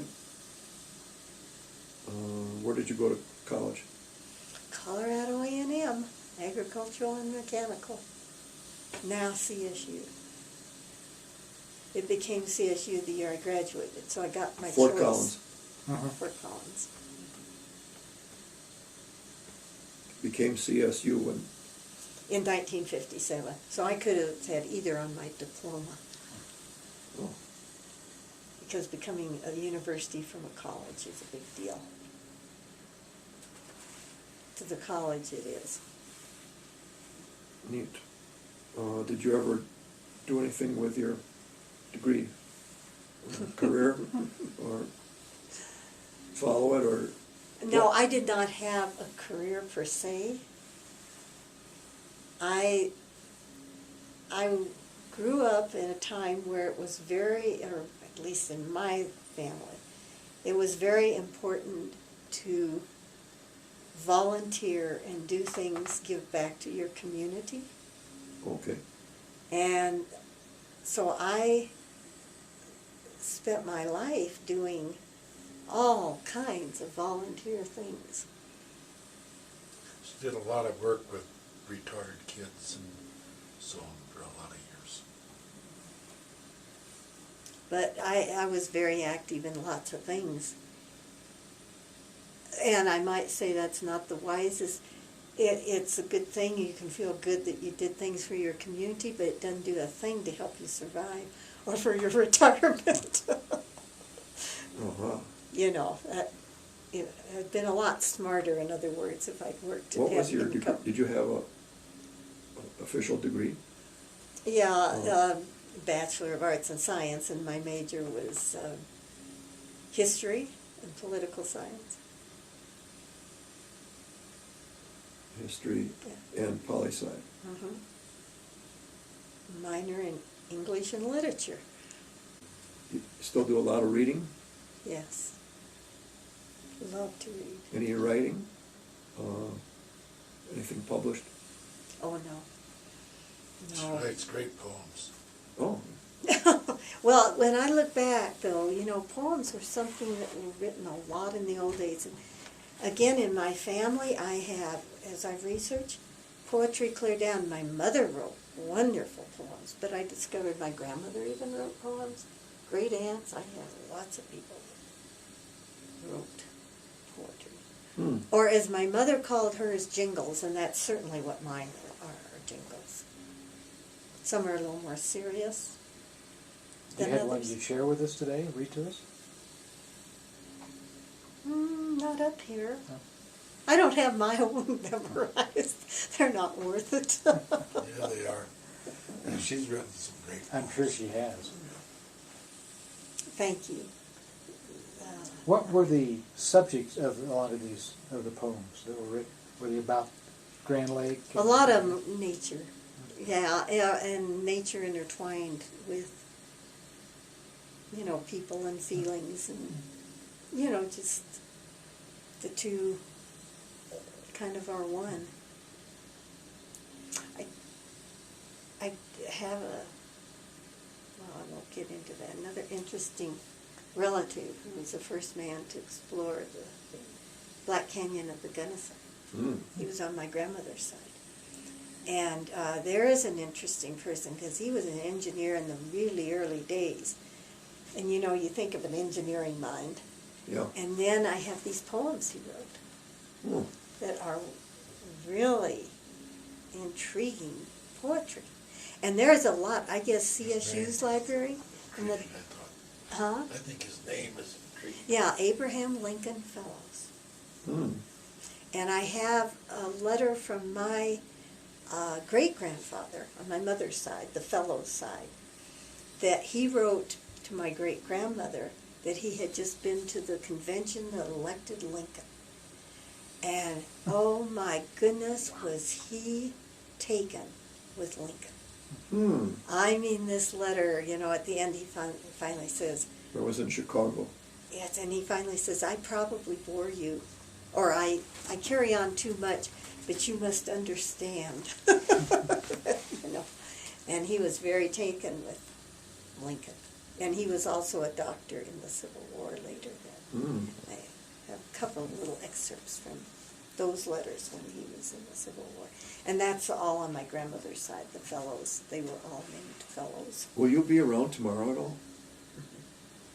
Could I come by and talk about the evolution of the Cabin. cabin? That's something you really want to look at. This is, I think he this is lived last about year, the most pretty- interesting cabin in town for several reasons, and you'll see as she explains. Now, you're talking, though, to the man who was the building official for Grand County for 23 years. Oh. So he looks at it from... Building your- inspector? I ran the building department for 23 years for Graham County. Cool. And so And I he- was, prior to that, I was a contractor for 17 years at the same time I had the resort. I ran a contracting business and I built several things around here. and Denver, and Littleton, and because he was also, his father was a contractor, so Did he you ever was build building log this. or rustic buildings? Never built log, no. Did you ever build furniture? Make furniture or? Not out of logs. I did build some furniture, but not out of logs. Okay. What do you think is the reason that this rustic has taken hold so strongly around here? In the early days, you mean? That why it was built in the early days? Because I think it was the cheapest thing, and it wasn't necessarily the easiest, but I think it was the cheapest. And I think that the early settlers that came up here didn't have much, and they could stack up a pile of rocks in four corners and start laying logs on top of it, and build a pretty substantial house that would stand. Hmm. Yeah, I've seen a lot of old photographs of ranches around here, and they all used log buildings and low ceilings and low sloping roof lines. I think the low ceilings were intentional so you had less area to heat. Oh yeah. Trying to stay warm. Okay, well I think we've done a lot for one day. I do too. I'm gonna. I would love to come back tomorrow and measure the outside and measure the lot, so I can kind of look at the structure, the Do you have evolution a of it. sheet with you that has all those measurements on it, or is that down at the rock? Maybe you have a She sheet. has a sheet that shows. Oh, wow. Sketch, those are some pictures, that's my dad, up at the high mountain lakes. Cool. Yeah. You just had these reproduced? I had them enlarged from, the little tiny photos, they're about Yeah. an inch and a Little half, slides. yeah. They're just the little Wow. black and whites.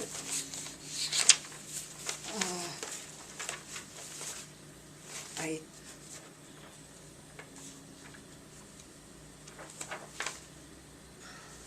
Rowboats. Well, I just, this motorboats. going back and forth is hard. I can't haul everything all the time, and I didn't haul that, I don't think. Of course, I wasn't. I'm getting to the end where I don't have any more recording time. In 2 hours is all it does. Sorry. How many people have you interviewed so far? Just Mac. Just Mac is your first? Yeah. And I've been hearing a lot of stories from Steve, but I'm not, directing an interview project. What I want to get is 2 of these done, and then go on to something else. I'm very interested in researching the origins of the rustic architecture here, and then instituting some kind of a survey where folks that have these wonderful buildings can have a plaque, and that we would register them at the Historical Society and build up this database, because I think that's a strong suit for this area, is this quantity of rustic buildings. Why is it here? What do they look like? Why were they built? And I'm so glad to hear you call them rustic buildings Yes. rather than the Adirondack style. I yeah, get so sick and tired of that. wow, look at this one. Which one is that? Oh, yes, that's my grandmother, grandfather, mother, and brother. Is that your building here? No, that's over on a house that was called Green Shadows across the lake, Oh, and they've Hold that remodeled up so it. it can be shown in there, so it can right there. Oh, Yeah. they've remodeled that building It Huh. still has the slab siding, but That's good. the work was so good on the top. That's of the it one that there. they tore down and rebuilt. Oh, no. The banister is in my house. Oh, I have a pic. I have Those are things wonderful to pictures. show you too. Just wonderful. Well, those little cabins you see behind my grandparents there, those were the cabins we were talking about. They were right down here across the street. This side of what When was you, Estlake when you property. finish with Max, are those gonna be available for purchase or something, or? It's up to the Historical Society, because I'm donating everything to them. If they want to reproduce this, Because that's something I'd just love to have, a copy of that, when it's finished. yep, These Well- photos are wonderful. They're Yeah. great, Oh, aren't they they great? are. The hairstyles, the clothes they wore. Clothes. they? Yep. Yeah, that's when you asked about what clothes I wore. Yeah. I look at the clothes. My daughter always says, I am so glad I didn't have to wear those clothes. Look at that, the gals all together. And the hair with they ironed it and stuff. I feel like one of the things I really want to urge the Historical Society to do is to, That, one of the main that last reasons, picture, Alan, that people I think came to that's this the one. area That painting Okay. up there, was the beauty my niece is an artist, and Oh, and I sent her the painting. I or the think more photo, and she specifically did the that fishing. did you make the frame for it? painting. Yeah, And I feel the Historical neat. I like that. Society needs to, they have, in all the things that have gone on, they've inadvertently absolutely skipped over the fishing, which was such a history of this area, played such an important part in the history of this area. And so I'm going to encourage more of that and try to okay. contribute something that way. Especially that fly, the tradition of the fly fishing. Here. Here's the Yeah, fish. that's my dad with Yeah, his catch. let me Isn't take- that just Look at Isn't that amazing? Yeah. well, that's the nice word for it. Would your dad go out looking like that? Oh, yeah, fishing? my dad's nickname up here at first when he was young was Tex, because he was from Oh. Texas. His dad sold Stetson hats from a buckboard. That was one of the ways his father made a living. And so Stetson's hats were very big in my father's life. He always wore a Stetson. And the Stetsons he wore later were much better looking than that Stetson. Who are the people in that picture? My grandmother, my grandfather, my mother, and my uncle. My mother and her brother. That's Fish Hoffstot and Eva That's Hoffstot? Hoffstot. Huh? That's Mr. Hoffstot? Mm-hmm. Wow. Stetson hats. Oh, I love those pictures. They are great. Aren't they fun? Oh, they are. Yeah, and they are ones, and then I had one down to show you this, and I'll try to read it. It's his own writing. I love your glorious west, your rains and mountain dew. I'm damn glad I'm staying here with nothing much to do. I love your lakes and mountain streams, your skies with azure blue, but the thing that suits me best of all, I've nothing much to do. I love your pines upon the hills, your shiny days, though few, but most of all, I love to think I've nothing much to do. And I Wow. think that is so typical of that time. You know, that When was that written? I don't know. Whoops. See, this was the first stationery they had made. That's a picture of the cabin when they bought it, Oh, my. and a picture of the living room. And this chair is in that picture. There's several things. The wood box is the same wood box. Have you seen these, Steve? Show you this, and I'll try to read it. It's his own writing. I love your glorious west, your rains and mountain dew. I'm damn glad I'm staying here with nothing much to do. I love your lakes and mountain streams, your skies with azure blue, but the thing that suits me best of all, I've nothing much to do. I love your pines upon the hills, your shiny days, though few, but most of all, I love to think I've nothing much to do. And I Wow. think that is so typical of that time, you know, that. When was that written? I don't know. Whoops. See, this was the first stationery they had made. That's a picture of the cabin when they bought it, Oh, my. and a picture of the living room. And this chair is in that picture. There are several things. The wood box is the same wood box. Have you seen these, Steve? But I wanted to, for you, Terry, I wanted you to know there's all kinds of people here who have ties to the, all kinds of people, that have ties to the same day that my grandfather was here. I mean, they come from the families, you know, some of them. Sure, And sure. Martha Boehner is here. Her grandfather was the first Rocky Mountain National Park ranger.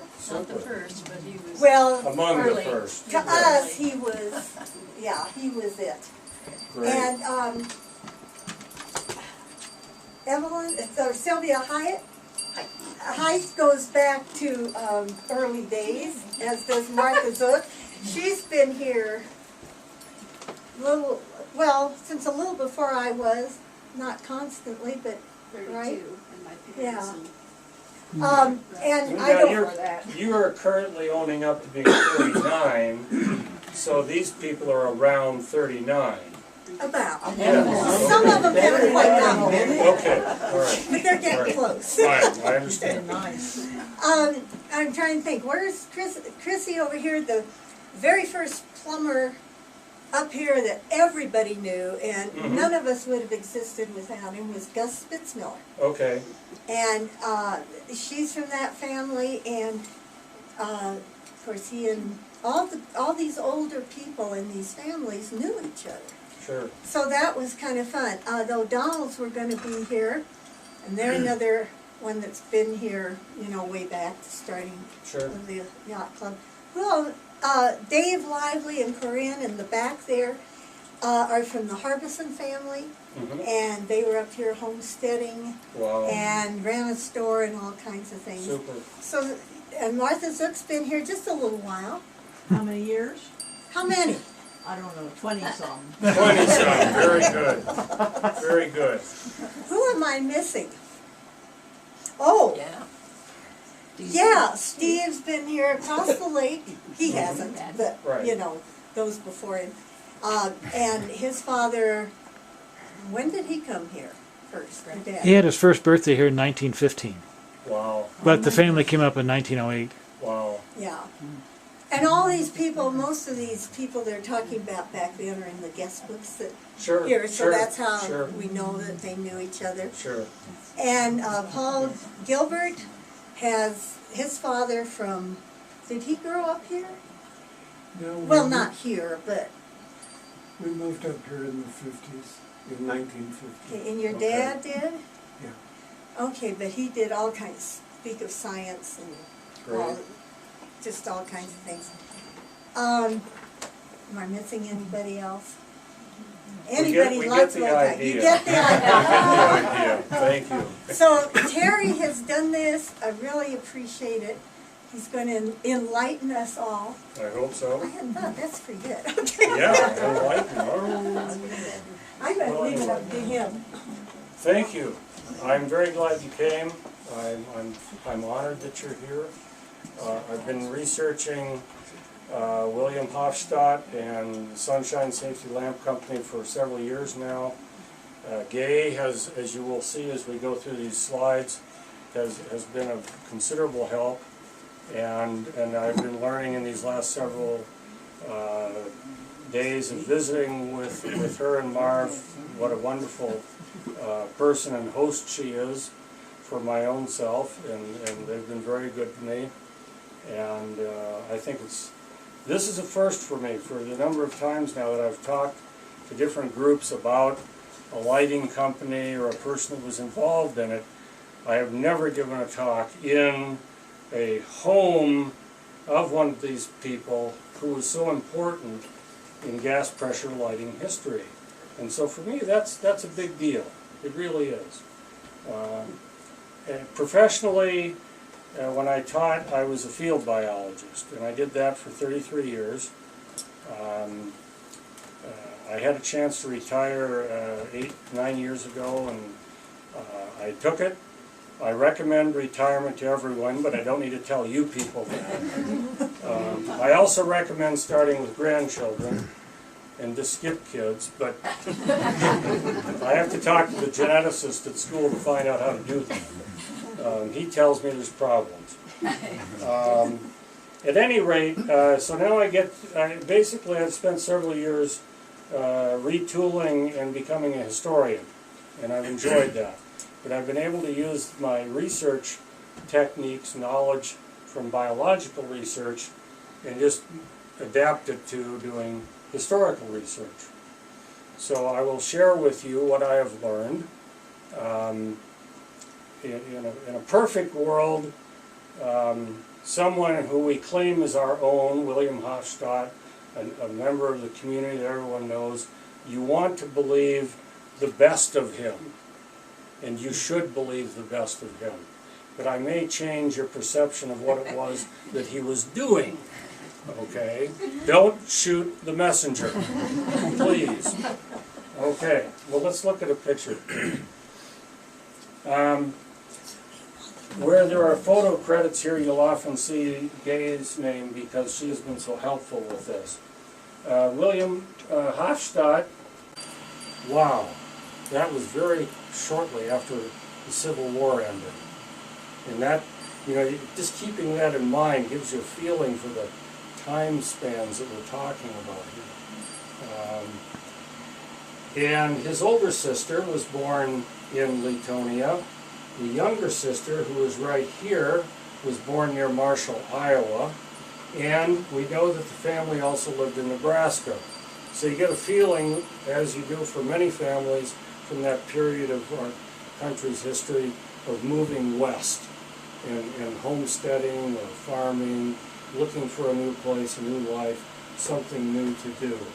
And it would seem very much that the Hoffstot family fit that generalization. Next, please. We don't know a whole lot about William Hoffstot's childhood. His father left the family when he was still a young man, a lad, and he possibly had a problem with alcohol. That's the story in the family. It's unfortunate, but it happened to many, many people. And so young Will, being the man in the family then, he had to quit school and start working.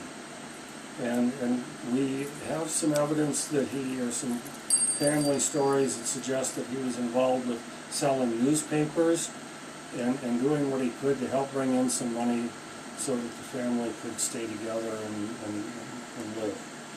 And by the time he is in his early 20s, he apparently got into dealing with books, which would seem to fit with newspapers earlier and magazines, some other things. Here it says he's an auctioneer for booksellers in Beatrice, Nebraska in 1898. And he talks here about being he has 12 years of experience. Well, if you do the math on this, that means in his early 20s, he was working in this field. And of course, he was, as a growing boy, you can see where he could have been doing at least some of those things to help bring in money. Next. So he is now a young man. His wife Eva, maiden name Fellows, was born in 1874, so she is 8 years younger than him. and she was born in Parsons, Kansas, which is in the southeast part of the state. And we don't have the information on the marriage, where, when. We don't have the do. date. We do. Uh-huh. It's still It's in being those dug books. out. We have it. We'll get back to you. All right? And they moved to Kansas City, Missouri in 1899, at which point Bill is 33 years old. They have 3 children. The first one, Henry Clute, only lives to age 5, and he dies in 1904. And this was a very hard thing for the family, as you can imagine. It would be hard in any family. We were talking about this afternoon. Being religious people, it shook their faith in their religion. Why would God let a son die? And they could not deal well with that. So he left the church that they were in, and he joined the Christian Science Church, and he was with them for a number of years. He lost his faith in medicine too, and doctors. Right. Because nobody could help save this boy. So with a loss of faith in medicine, a loss of faith in religion, his church at least, a big change for the family. We were looking at some letters earlier today, and it's clear from the letters written years after 1904 that the impact was still very strong and very much there. Dorothy Hoffstot, his mother, born in 1905. William Jr., born in 1908. So we have a family with a daughter and a son, and we have them living in Kansas City. The next image, please. So what I've done for this part is I've gone through the Kansas City Public Library, and I've gone through city directories on microfilm with my computer there and a spreadsheet started. And every line of information, every year, I record into that spreadsheet what I find. And so that allows me to put together this kind of a summary. What is William Hoffstot doing? Safety. And you can identify William Hoffstot as president, so you start looking at directory entries for the man, not the company. And that's when you start to dig up this information. So for the year 1899 and 1900, he's employed at Studebaker Gaslight Company, and that company continues in business until 1907. Then, after just 1 year with them, he spent 4 years as president of a company that was known variously as People's Lighting and Supply Company, or simply People's Supply Company. And they chose to identify themselves in the directory as being involved in gas lighting. They also, more often, and seemingly more importantly, identify themselves as being in the business of at least selling, if not manufacturing, cream separators. And so he worked there for several years. He leaves there, 1905, Vice President and Treasurer for Universal Pump and Manufacturing Company. And then in 1906, he's listed as being the General Manager for the Royal Conservatory for Music. And your reaction was the same as mine. What is he doing? But as we talk about the family, and your mother, his daughter, was encouraged to get the education that William never had been able to have. He deeply regretted not getting his education. And so he encouraged his daughter, who had an interest in music, to pursue that. And so we think there's a natural connection here. And Eva also was involved with piano playing, organ. Played the first organ up here, in the first little church up here. Huh. So there's a lot of musical background in the family, a lot of interest when the family is just gathering to have family fun time. Music is important. And so then when you start to hear those things, then this makes a lot of sense. And he did that for a year. Well then, in 1907, he's listed as being a manager, but we have no idea where. Okay, we'll go on. Next slide. And then in 1908, we find the first directory entry for a company known as United Factories, and William H. Hoffstot is president. And we learn that their products are fireless cookers, incandescent coal oil lamps, and other specialties. H.C. Fellows is the secretary and treasurer. Well, if you remember, Fellows is his wife's maiden name, so he's teamed up with someone in the family to get a business going, and I'm sure they had both invested in it and were making a go of it. And then as you continue down through 1909, he's listed as president, and they're making fireless cookers. Then in 1910 it says electrical supplies, and from 1911 to 1917 he's listed as the president, and it says incandescent oil lamps. Now what we desperately need are some catalogs for this United Factories, so we can find out more about the products and maybe identify them, get some idea of whether they were actually making them and those kinds of things. And now that I've shared this with you, you all are deputized to help me find this stuff. And if you find it, get it to this woman right here. And I'll keep it. Yeah. She has a tendency to save things. Have you guys noticed that? Okay. Well, let's go on then.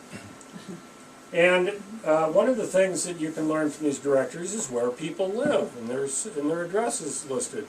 And when you get interested in a person, you say, well, gosh, maybe the house is still standing. Maybe the business is still standing.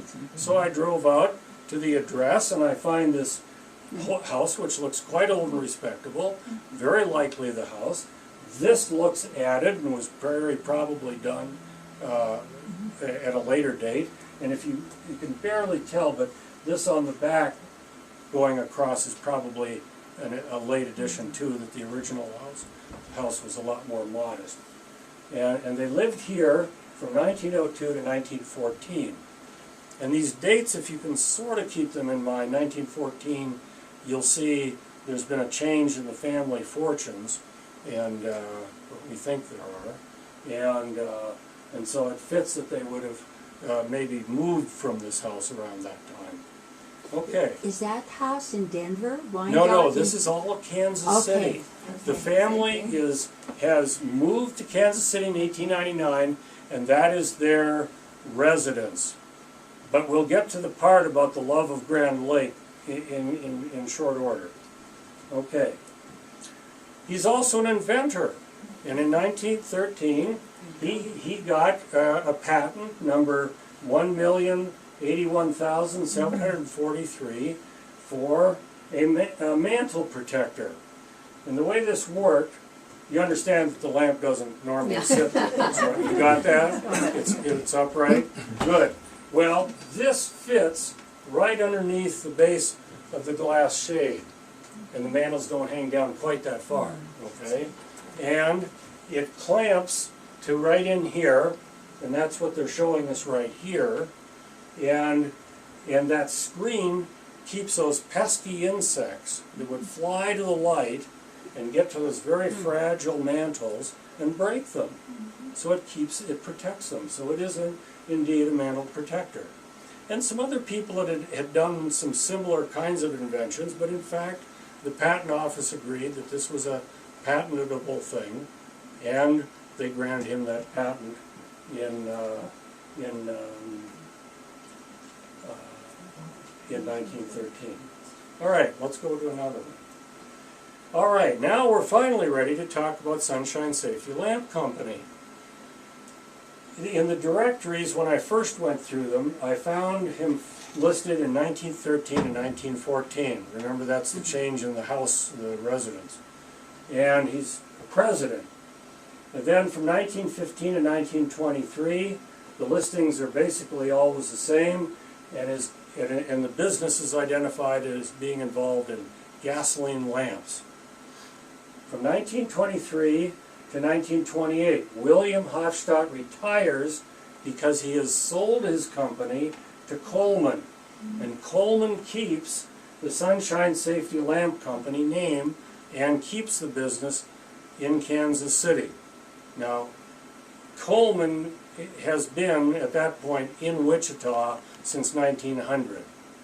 So they bought the company for another reason. And then they kept this name and stayed in Kansas City until 1928. In 1929, staying in Kansas City, they become Sunshine Products Company. And that reflects a change in what they're selling. And then, in 1933, they leave Kansas City and incorporate in Illinois, in Chicago, where they already have a location, a Chicago branch, and they keep Sunshine Products for 3 years there until 1935. Think about the Depression. Think about how hard it was to keep a business going. Coleman has survived and had done very well to this very day, but consolidation was in order, and that's what happened finally. But our story kind of changes right here in 1923 with William Hoffstot selling the company. So we need to look at that part of it as well. Okay, let's look at another picture. Well, when you look at the advertisements, you find that Hoffstot initially was buying a lamp model and a lantern model from Coleman. And he was selling them. And when he went to Coleman to get product, he asked them to put a badge on it that identified it as Sunshine Safety Lamp Company, Kansas City, Missouri. So, the myth, the bubble that I'm bursting here is, no, he did not actually make these lamps. All right? Now, we need to get over that. Okay? Because there's good in this story. Bear with me. All right. For $5.50, you could buy this lamp right there, like that. And that is running on gas right now, just as it was meant to. I had to do a little surgery in the generator here to bring it back to life a few weeks ago. And Gay and I have been talking about these because for some strange reason she collects these. I haven't quite found out what that's about yet. But at any rate, this is the plain shade. Okay, it's actually a fairly nice looking shade. And and this is what you could buy for $5.50. They actually sell for more now. And that's this shade. And if you bought 7 or more, you only paid $5 each for them. And he was always looking for agents, people who would help him by selling the product, people that he would in effect train through mail to do this. And some other companies were doing the same kind of thing back then. One company that comes to mind is Akron Lamp Company in Akron, Ohio. If you were willing to spend $1 more and wanted a fancy shade, you got this lamp. And that was pretty high class. And what they've done here is they've done some things to dress it up, because if you lift this valve cover here, you can see that the working parts are here. Here's the valve, and here's where you put in the fuel, and here's where you pressurize the tank when you put the fuel in. And so you can then have a lamp that looks pretty nice. And you would have that in a home back then. Now, how could you do that without asphyxiating yourself? Well, let's take this place right here as a perfectly good example. Do we have insulation in the walls? Not a chance. Do we have drafty windows and doors? Oh boy, we are set. We have drafty windows and doors. Do we have air exchange? Absolutely. Are we asphyxiating ourselves? No way. So it's okay. And this is basically the way virtually everybody's house was back then. And if you were in a part of the country that had not gotten the benefits of municipal electrification, or more likely a rural electrification program, because that took several decades to cover the country, then this kind of thing was great. You had a very bright light in your house. And if you've ever tried to work with a flat wick lamp or lantern, you know what I'm talking about. This is actually giving off light. You can see with this. And so there's a real big difference here. These things, as I think your grandfather would have said, they sell themselves if you get a chance to demonstrate them. Okay, so this lamp was actually made by a company that was in Chicago, National Stamping and Electric Works. And again, they badged it, Sunshine Safety Lamp Company. And I think we'll look at the next picture. And there's what the badge looks like on that particular lamp. And it says Sunshine Safety Lamp Company, Kansas City, Missouri. But notice this. See this sun here? The rays of the sun coming up over the horizon there? That's a logo that he uses. And New Light puts that on most of the things that they make for him. And New Light basically provides his product from about 1916 to about 1921. All right, so that's 5 years of this going on. And I will tell you right now that it is not hard if you're going out looking for this light to find these. They are everywhere out there. Okay? When Gloria Light Company made product for them, they usually just had the words. They didn't have the little sunshine picture, and I have no idea why it differed amongst them. Let's go to the next picture. And this is what is this? Is this a card or like a postcard, or is this just in a part of a mailing? No, it was just a separate little picture. It was just a separate little picture that you found with this under here, and it identifies it as 1816 to 1818 Walnut Street, Kansas City, Missouri, and it says owned by W.H. Hoffstot, this building right here. And it says, the verbiage with this says general offices and ware rooms. It doesn't say factory, it says ware rooms, all right? That's a big clue, folks. All right, and so you can also see right here one of these, probably with the fancy shape. And the building's still there. The building is there. But the lamp wasn't. Yes. Well, what has changed about the building, I visited the building on Saturday and got some pictures, but I didn't have time to It get looked them better then. into here. It did, yes. What they've done to change the facade is they've bricked this in and this in. This is all just as you see here, but they have made that change in the building. All right, next. I know where that is. We're actually there now. Okay. So, summers of fishing and sailing beginning in the early 1900s. Your grandparents, I think, spent some time looking at some different places, not only for him looking for business opportunities, but them looking for the sort of a wild place, a place that got them in nature and had something to do with mountains.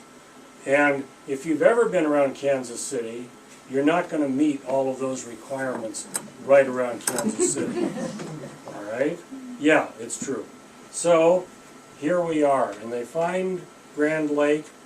I think we could fairly say they fell in love with the place. Definitely. And they bought a cabin. We know that, we're in it, and over the years they added some things to it and modified it and so on, and here we are today in the same place. Isn't that something? So let's look at the next picture. And here we are, Sunshine Cottage, and we're actually in it. And the cabin, the history seems to say 1913. When he bought it. When he bought it, but the cabin had actually been built several years earlier. 1907 is as close as I can be sure. And then a portion of it we have discovered was prior to that. It was probably in there, a little fishing cabin. Okay. To start And with, where before was this- the original part? Just in that part over here.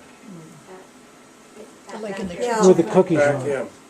Okay. I'll have to show you Right. that. It's kind of exciting to find it. And one of the things that as I've learned about the family, they liked being close to nature. They liked being out in a place like this, and they deliberately liked a rustic approach. They wanted, I think you could say, an informal look. Is that a fair way to Oh, put very. it?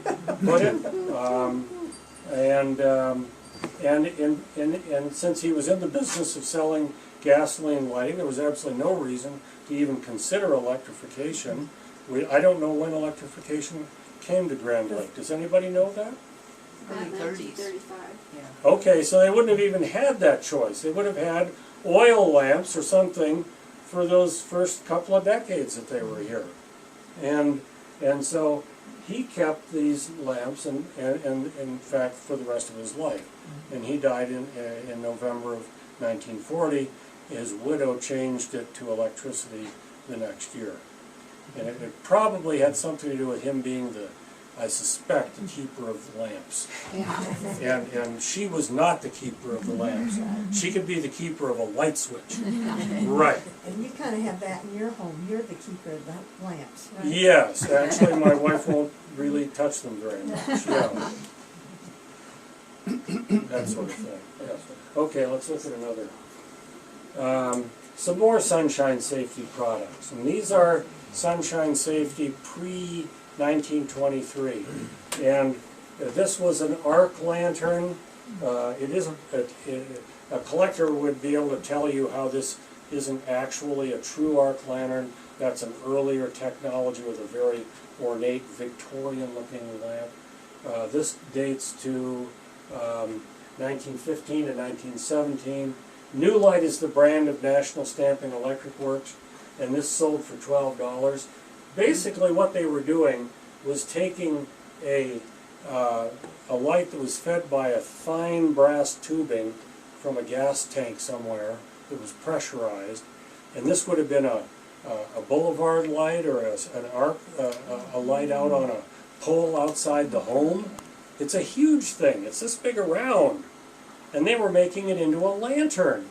So they attached this huge gas tank to it, and you fill that with gas, and you're supposed to go out to your barn and milk the cows or whatever you need to do in the evening. This thing weighs 15 pounds. Farmers objected to that. They said, let's get a smaller, more usable lantern that's still bright. And so this didn't stick around as a model for very long.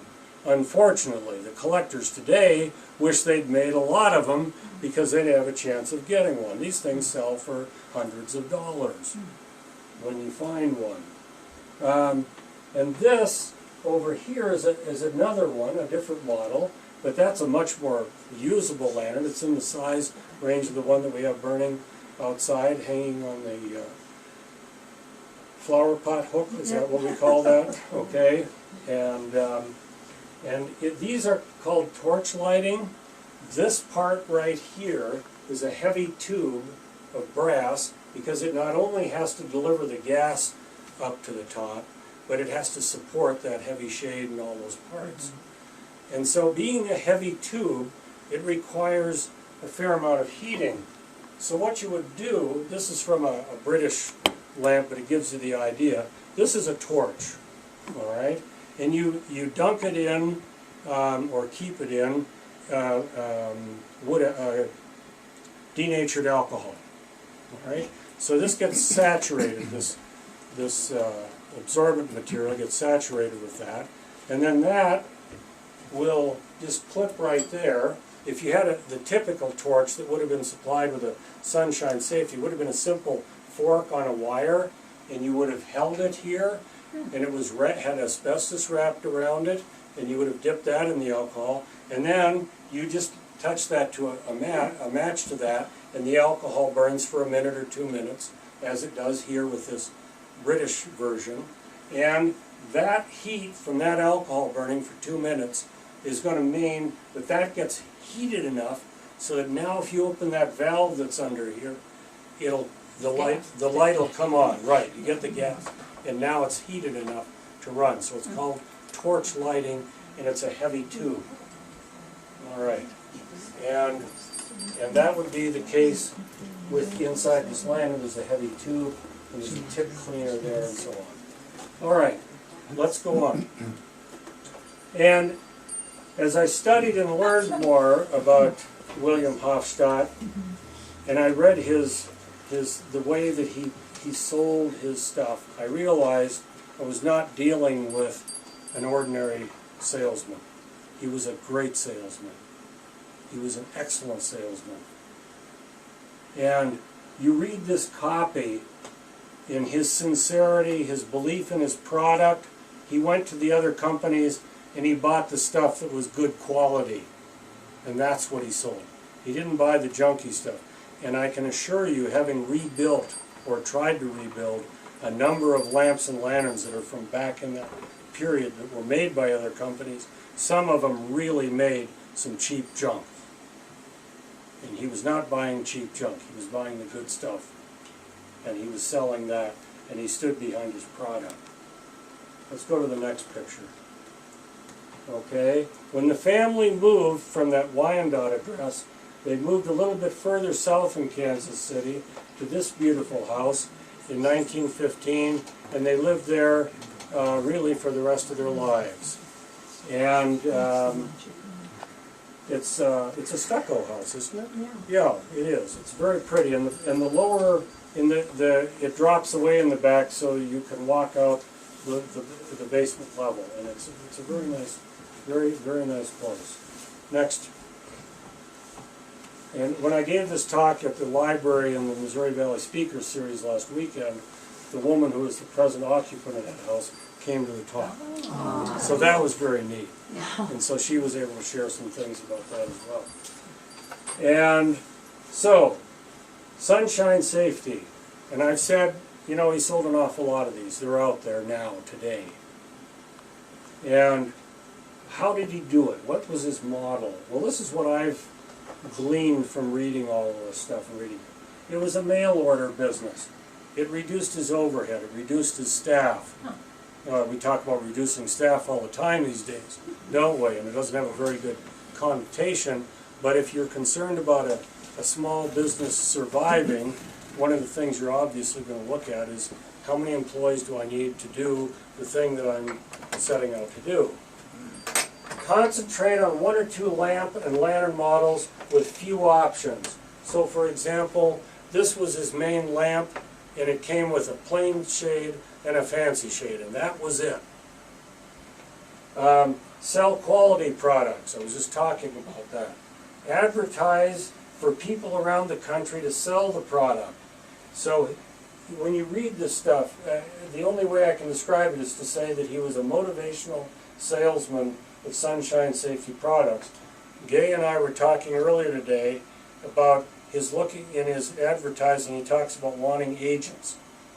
And if you were interested in becoming a salesperson for him, you bought the lamp, you got it for a better price, and if you sold X number, you got more for a lower price, so you could sell them and demonstrate them to your neighbors. And in fact, there were several agents in Grand Lake. And it's no surprise that if you start rooting around in the attics and the storage places in some of the older homes around here, you still find them. They're here still because they sold them here. P.H. Smith was one of them. Oh, Well, was he? of course. Yeah. There you go. All right, next slide. Okay, in 1922 there was he shifted, and I should say that I've been recently looking at papers were incorporation papers for some of the different companies, and the earliest incorporation paper that the people at the Secretary of State's office in the state of Missouri in Jefferson City can find for me is from 1921, and it shows that Eva and William have identified that they are co-owners of the business. They split it 50-50. And we find that interesting, that in that day and age, a wife would be taken in effect, as a full financial partner in the business. We don't know why they did it, but it's clear that they did it because it's a registered document with the state of Missouri. So, and and this one is from Coleman, and this is in Wichita, and then this one is from the company in Gloria in Chicago. And these are match lighting. Well, what is match lighting? It was an improvement because now you have a thin-walled generator, and all you have to do is take a kitchen match, strike it on the box, you know, this kind of a match, right? And hold this lit match right underneath that loop, and by the time this starts to burn down, your fingers are getting warm, you can crack the valve on this and it'll light. It's thinner walled, the heat gets where it needs to quicker, and it's a much easier lantern to light. And this technology was a definite improvement because you could get light quicker. So one of the things that Coleman did in particular was to say, we will upgrade your torch lighting lamp, you unscrew this top part and put on our burner, and you can convert to the newer technology.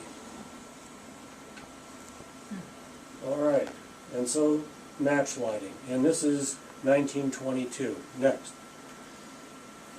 Okay, well, now we're up to 1924, and we've skipped that point in 1923 when Coleman bought Sunshine Safety.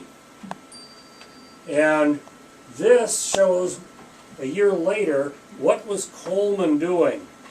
Well, what do you see? They're using this phrase, the sunshine of the night. We don't think, I don't think, I'll say it that way, I don't think that Hoffstot as Sunshine Safety ever used that line, but we're looking to make sure that I'm right about that. The jury is still out. It could be that this was his slogan, but we certainly know, here's our sunshine, right? Well, Herb Ebendorf, who was the historian for Coleman for many, many years, died a year ago this month. He was 4 months shy of his 100th birthday. He had been at Coleman since just after World War II.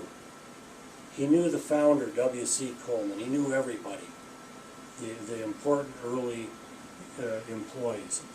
He told me several years ago that he believes that the reason, and I think he had heard some things about this from the company stories, that the reason that they bought Sunshine Safety is they wanted that logo. Isn't that interesting that they would do that?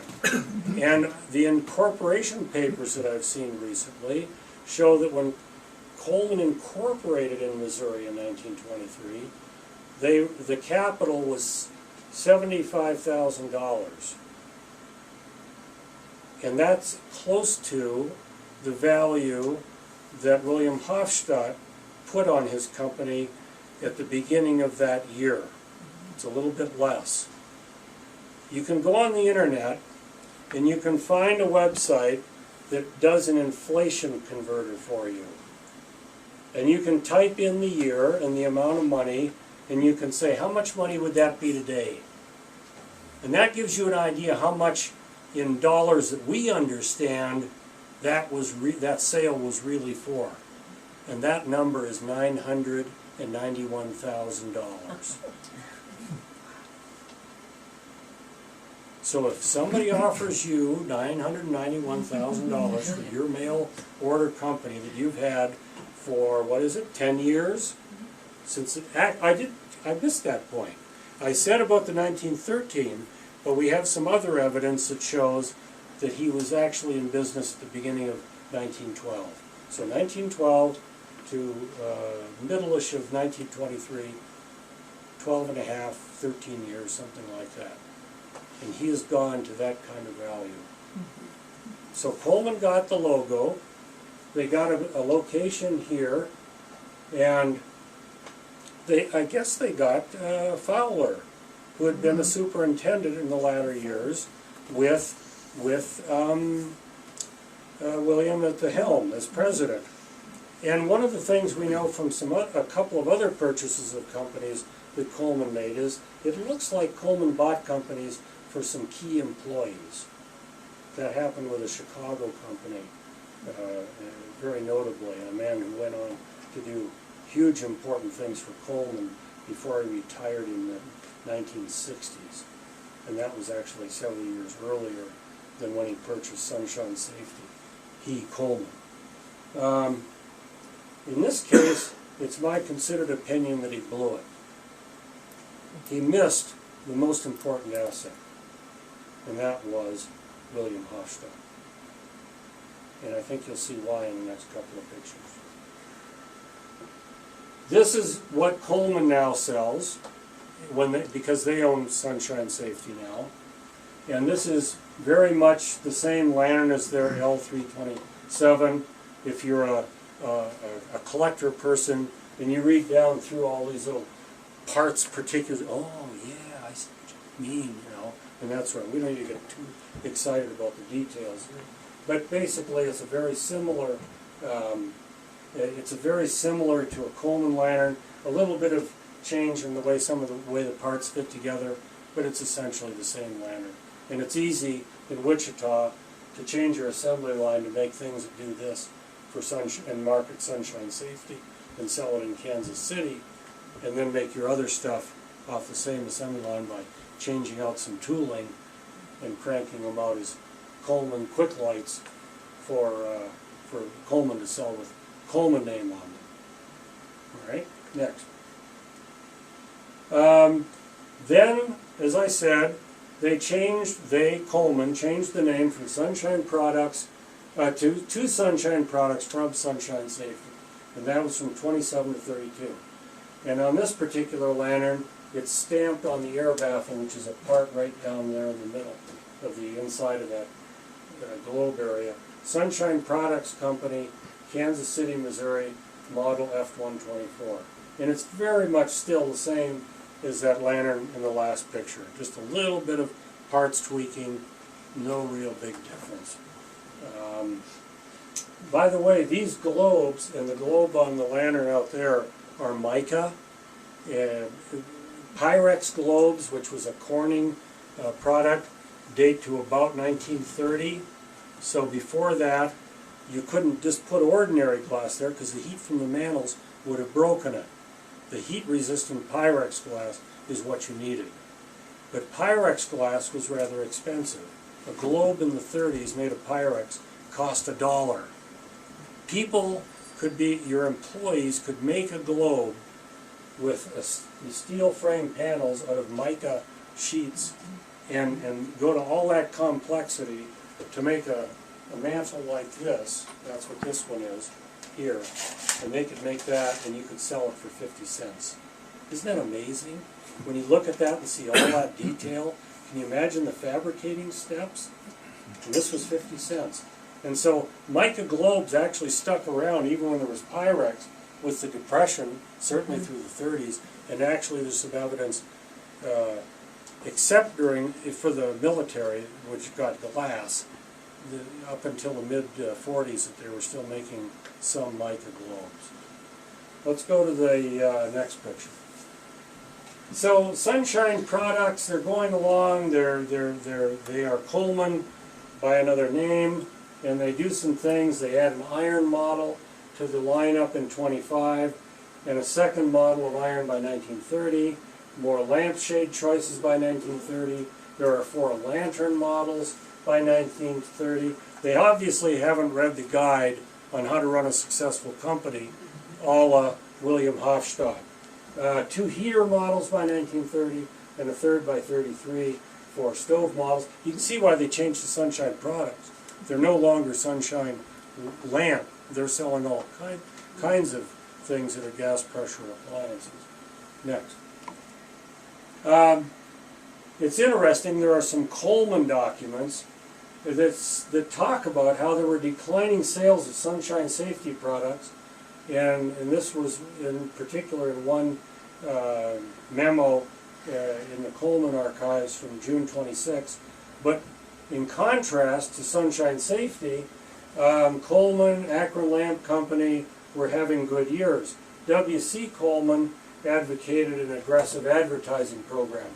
This is around the time that W.C.'s son Sheldon was starting to run the company, and he was going back into a more, what do you call it, euphemistically, a senior management position or something. So perhaps he couldn't influence it enough. So that by 27 they cut the advertising budget to $10,000. And by 1929 there was only a slight improvement, whereas Coleman had had a good year and most of Coleman's competitors were having good years. So something was not right at Sunshine Safety.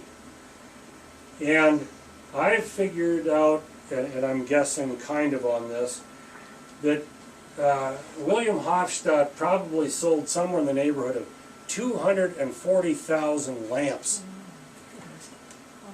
Think about that, 240,000 lamps in a decade. And by contrast, in the next decade, Coleman, as Sunshine Safety, just that part of their business, not all of Coleman, just their Sunshine Safety business, sold maybe 49,000. Now doesn't that sound like Hoffstot was a pretty darn good guy, if he could pull that off? And we all have a good reason to be proud of what he did. He was a success. He did it. Next. He believed in it. He believed in it. Remember that flat mantle protector? Coleman comes out with this in the late 20s because they have a kind of an oddball lamp. It has an air stem like this, but a slanted generator. So they need a slotted hole underneath to get both of those tubes through. Well, there's a slotted hole, and you can still attach it underneath to the stem coming up. And that shows it in close up. And then the screen there, of course, is bowed down a little bit, but pretty close to flat. The other model bug screen, if you want, that they were using actually dipped down this much. So this was an odd kind of a thing for them on a lamp that they sold for a couple of years in the late 20s. It's my inclination to believe that they felt protected because they would have now owned Hoffstot's patent for that other one, which looked very much like this. I can't prove that. It's just my thought that, as you can understand what I'm arguing for here, that would have been, so I think we're seeing another legacy of Hoffstot here. Next. A Sunshine Products Company, Chicago, Illinois. This is the masthead. They talk about selling Sunshine Safety heaters, lamps, lanterns, mantles, stoves, irons, and also they're selling etc.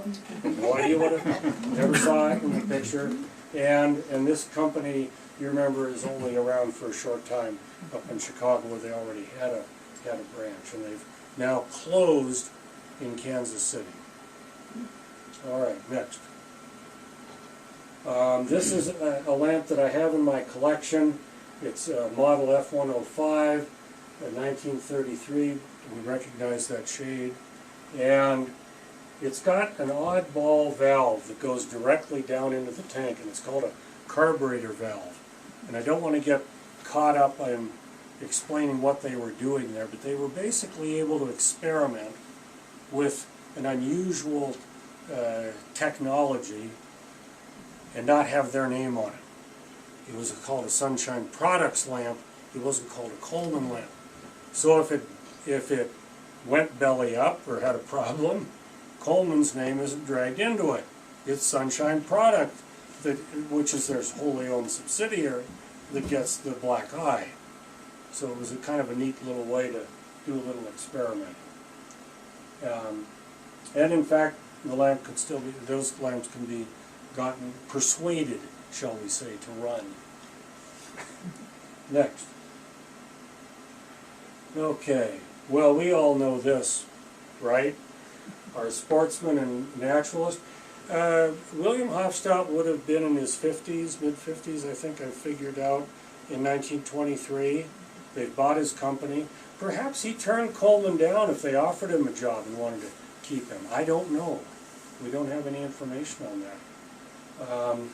But at any rate, now he could spend more time with some things. So we have a Hoffstot Cup for the Grand Lake Yacht Club, and that was introduced in 1923.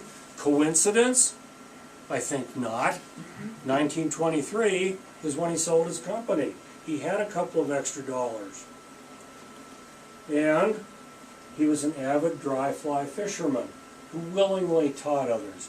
At least in the newspaper series, the fellow writing the articles refers to him as the professor. And he's always out there teaching. He would talk to anybody. Anybody who was interested, he would gladly get them on board with dry fly fishing and have them do it. What And is that, you know, that little bit there, Beth Lagerboard, it was her grandfather, Art Caruth, and I don't know how many of you recognize that name, but he was the one that owned the Topeka paper and wrote this column of articles about, because he summered here, and he wrote articles about everything that went on up here and everybody. And there's a lot in there, because he was a fisherman too. So Super. there was a lot about fish Super. in those Yeah, articles, yeah, and they yeah. know this family. Sure. Well, of course, he was also known as Fish, and everybody here knows about Fish, right? Well, His I doubt nickname? it. I doubt it. Maybe not.